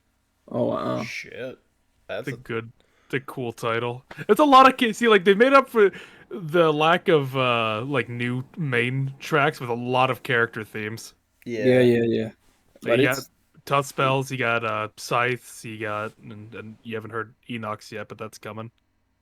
It's fucking nuts that like, especially if he's like, especially for the time period being the 1900s when they're starting to use science. If you got a man of science that can be a magician, that he could fucking use science to his advantage. What he's doing, people pay him to make fake like shows so they get grant money. That's what he does. And now he got in fucking trouble. And from what Hairbrain said, he's a very intelligent con man. Yeah, so he's like, he knows his shit. I'm gonna be honest. I expect him to be the killer, but I don't want him to be in that case because if it's just this expert con man who's like playing 18th dimensional chess, and then we take him down with but your toe was showing on this day. Oh! I think it would have to be something to do with the deal. Oh yeah, absolutely. That ass. I was going to call him Ass Brown. Ass man. I really named him Ass Man. The Ass Man. They probably were like Osmond. Well, no, Well- it was meant to be like ODS men, like ODS ODS. men, because it meant he's an odious man, but like Odious man. but it's just Ass Men. Mr. Ass Man. Mr. Ass Man. What happened, Mr. She Ass? was like, "Oh, I can't wait until they say Osmond." It's like Ass Man. You didn't name him Ass Man. Oh, okay. I was about to say, just like, why'd they name him? That's the translation team that named him Ass Man. That's Yeah, even worse. He just looks at him and is like, why'd they name him Ass Man? Enoch Trim Ass is a Sherlock Holmes character, though. Oh, is he? Is Yeah, it- not. I mean, I hazard to call him a character because he was a victim. That's like one of the victims' names. Oh, okay. That's just- the only role he played in the story, and it's actually funny. The case that of his death, I think, is a study in Scarlet, and that's a case investigated by Gregson and Lestrade. Mm-mm. That's a neat little. Coolio. So Enoch is dead. Oh my god. Right now, He's the victim. that's his. Oh. That's his role in the story, though. I'm pretty sure he's just a victim. Gotcha. That's just Cool ass name though. Oh yeah, Enoch Drebber. What is Enoch. that? Is that also German? That sounds German. Enoch. Yeah, Enoch. Enoch Zreba. Just imagine. I just thought about it when you said Lestrade and Gregson investigating. Fucking Investigations 3. Gregson and God. Gina Watson and Sherlock Holmes investigation. featuring Gina. I would fucking adore it. but Kareem. I hope they never do it, but I would adore Yeah. it. The only way I'll accept it if she was a part of it. Yeah. He'll be the one doing it, or I don't trust it. I don't Mhm. trust no one else. No, I have full faith in Shu to make a Yeah. great Ace Attorney game, even if it's He using did the make great Ace Attorney. True. Hey, But- did create. But for an investigation games, I mean, Yeah. Yeah. I think he's probably the most qualified for it. But go ahead. I like how you have all these questions built up from the first game that have all been answered now, and now you're just sat here like, well, what the fuck? I just have more questions now. God damn it! It's just like The questions give us answers, which need questions. That makes it. Yeah, that brings about questions. They're just like, oh, okay. Oh, A shit is Giselle. Okay. wait, why? Yeah. Why? And Then she was why'd she somehow keep- in the country, not as a visiting student. No one knows how she got there. The fuck. Definitely some British government going on, or something like that. Some government's involved. Yeah, I think it's probably the Chinese, just because that means she's Asian, not from Japan. And What is also this- It sells in China better. What is this Fantastic Four bullshit of team? No idea. Either way. well. Yeah, let's just send end it it off off here. so you can sleep. Yeah, I'm starting to like. Yeah. Arrivederci. Arrivederci. Arrivederci.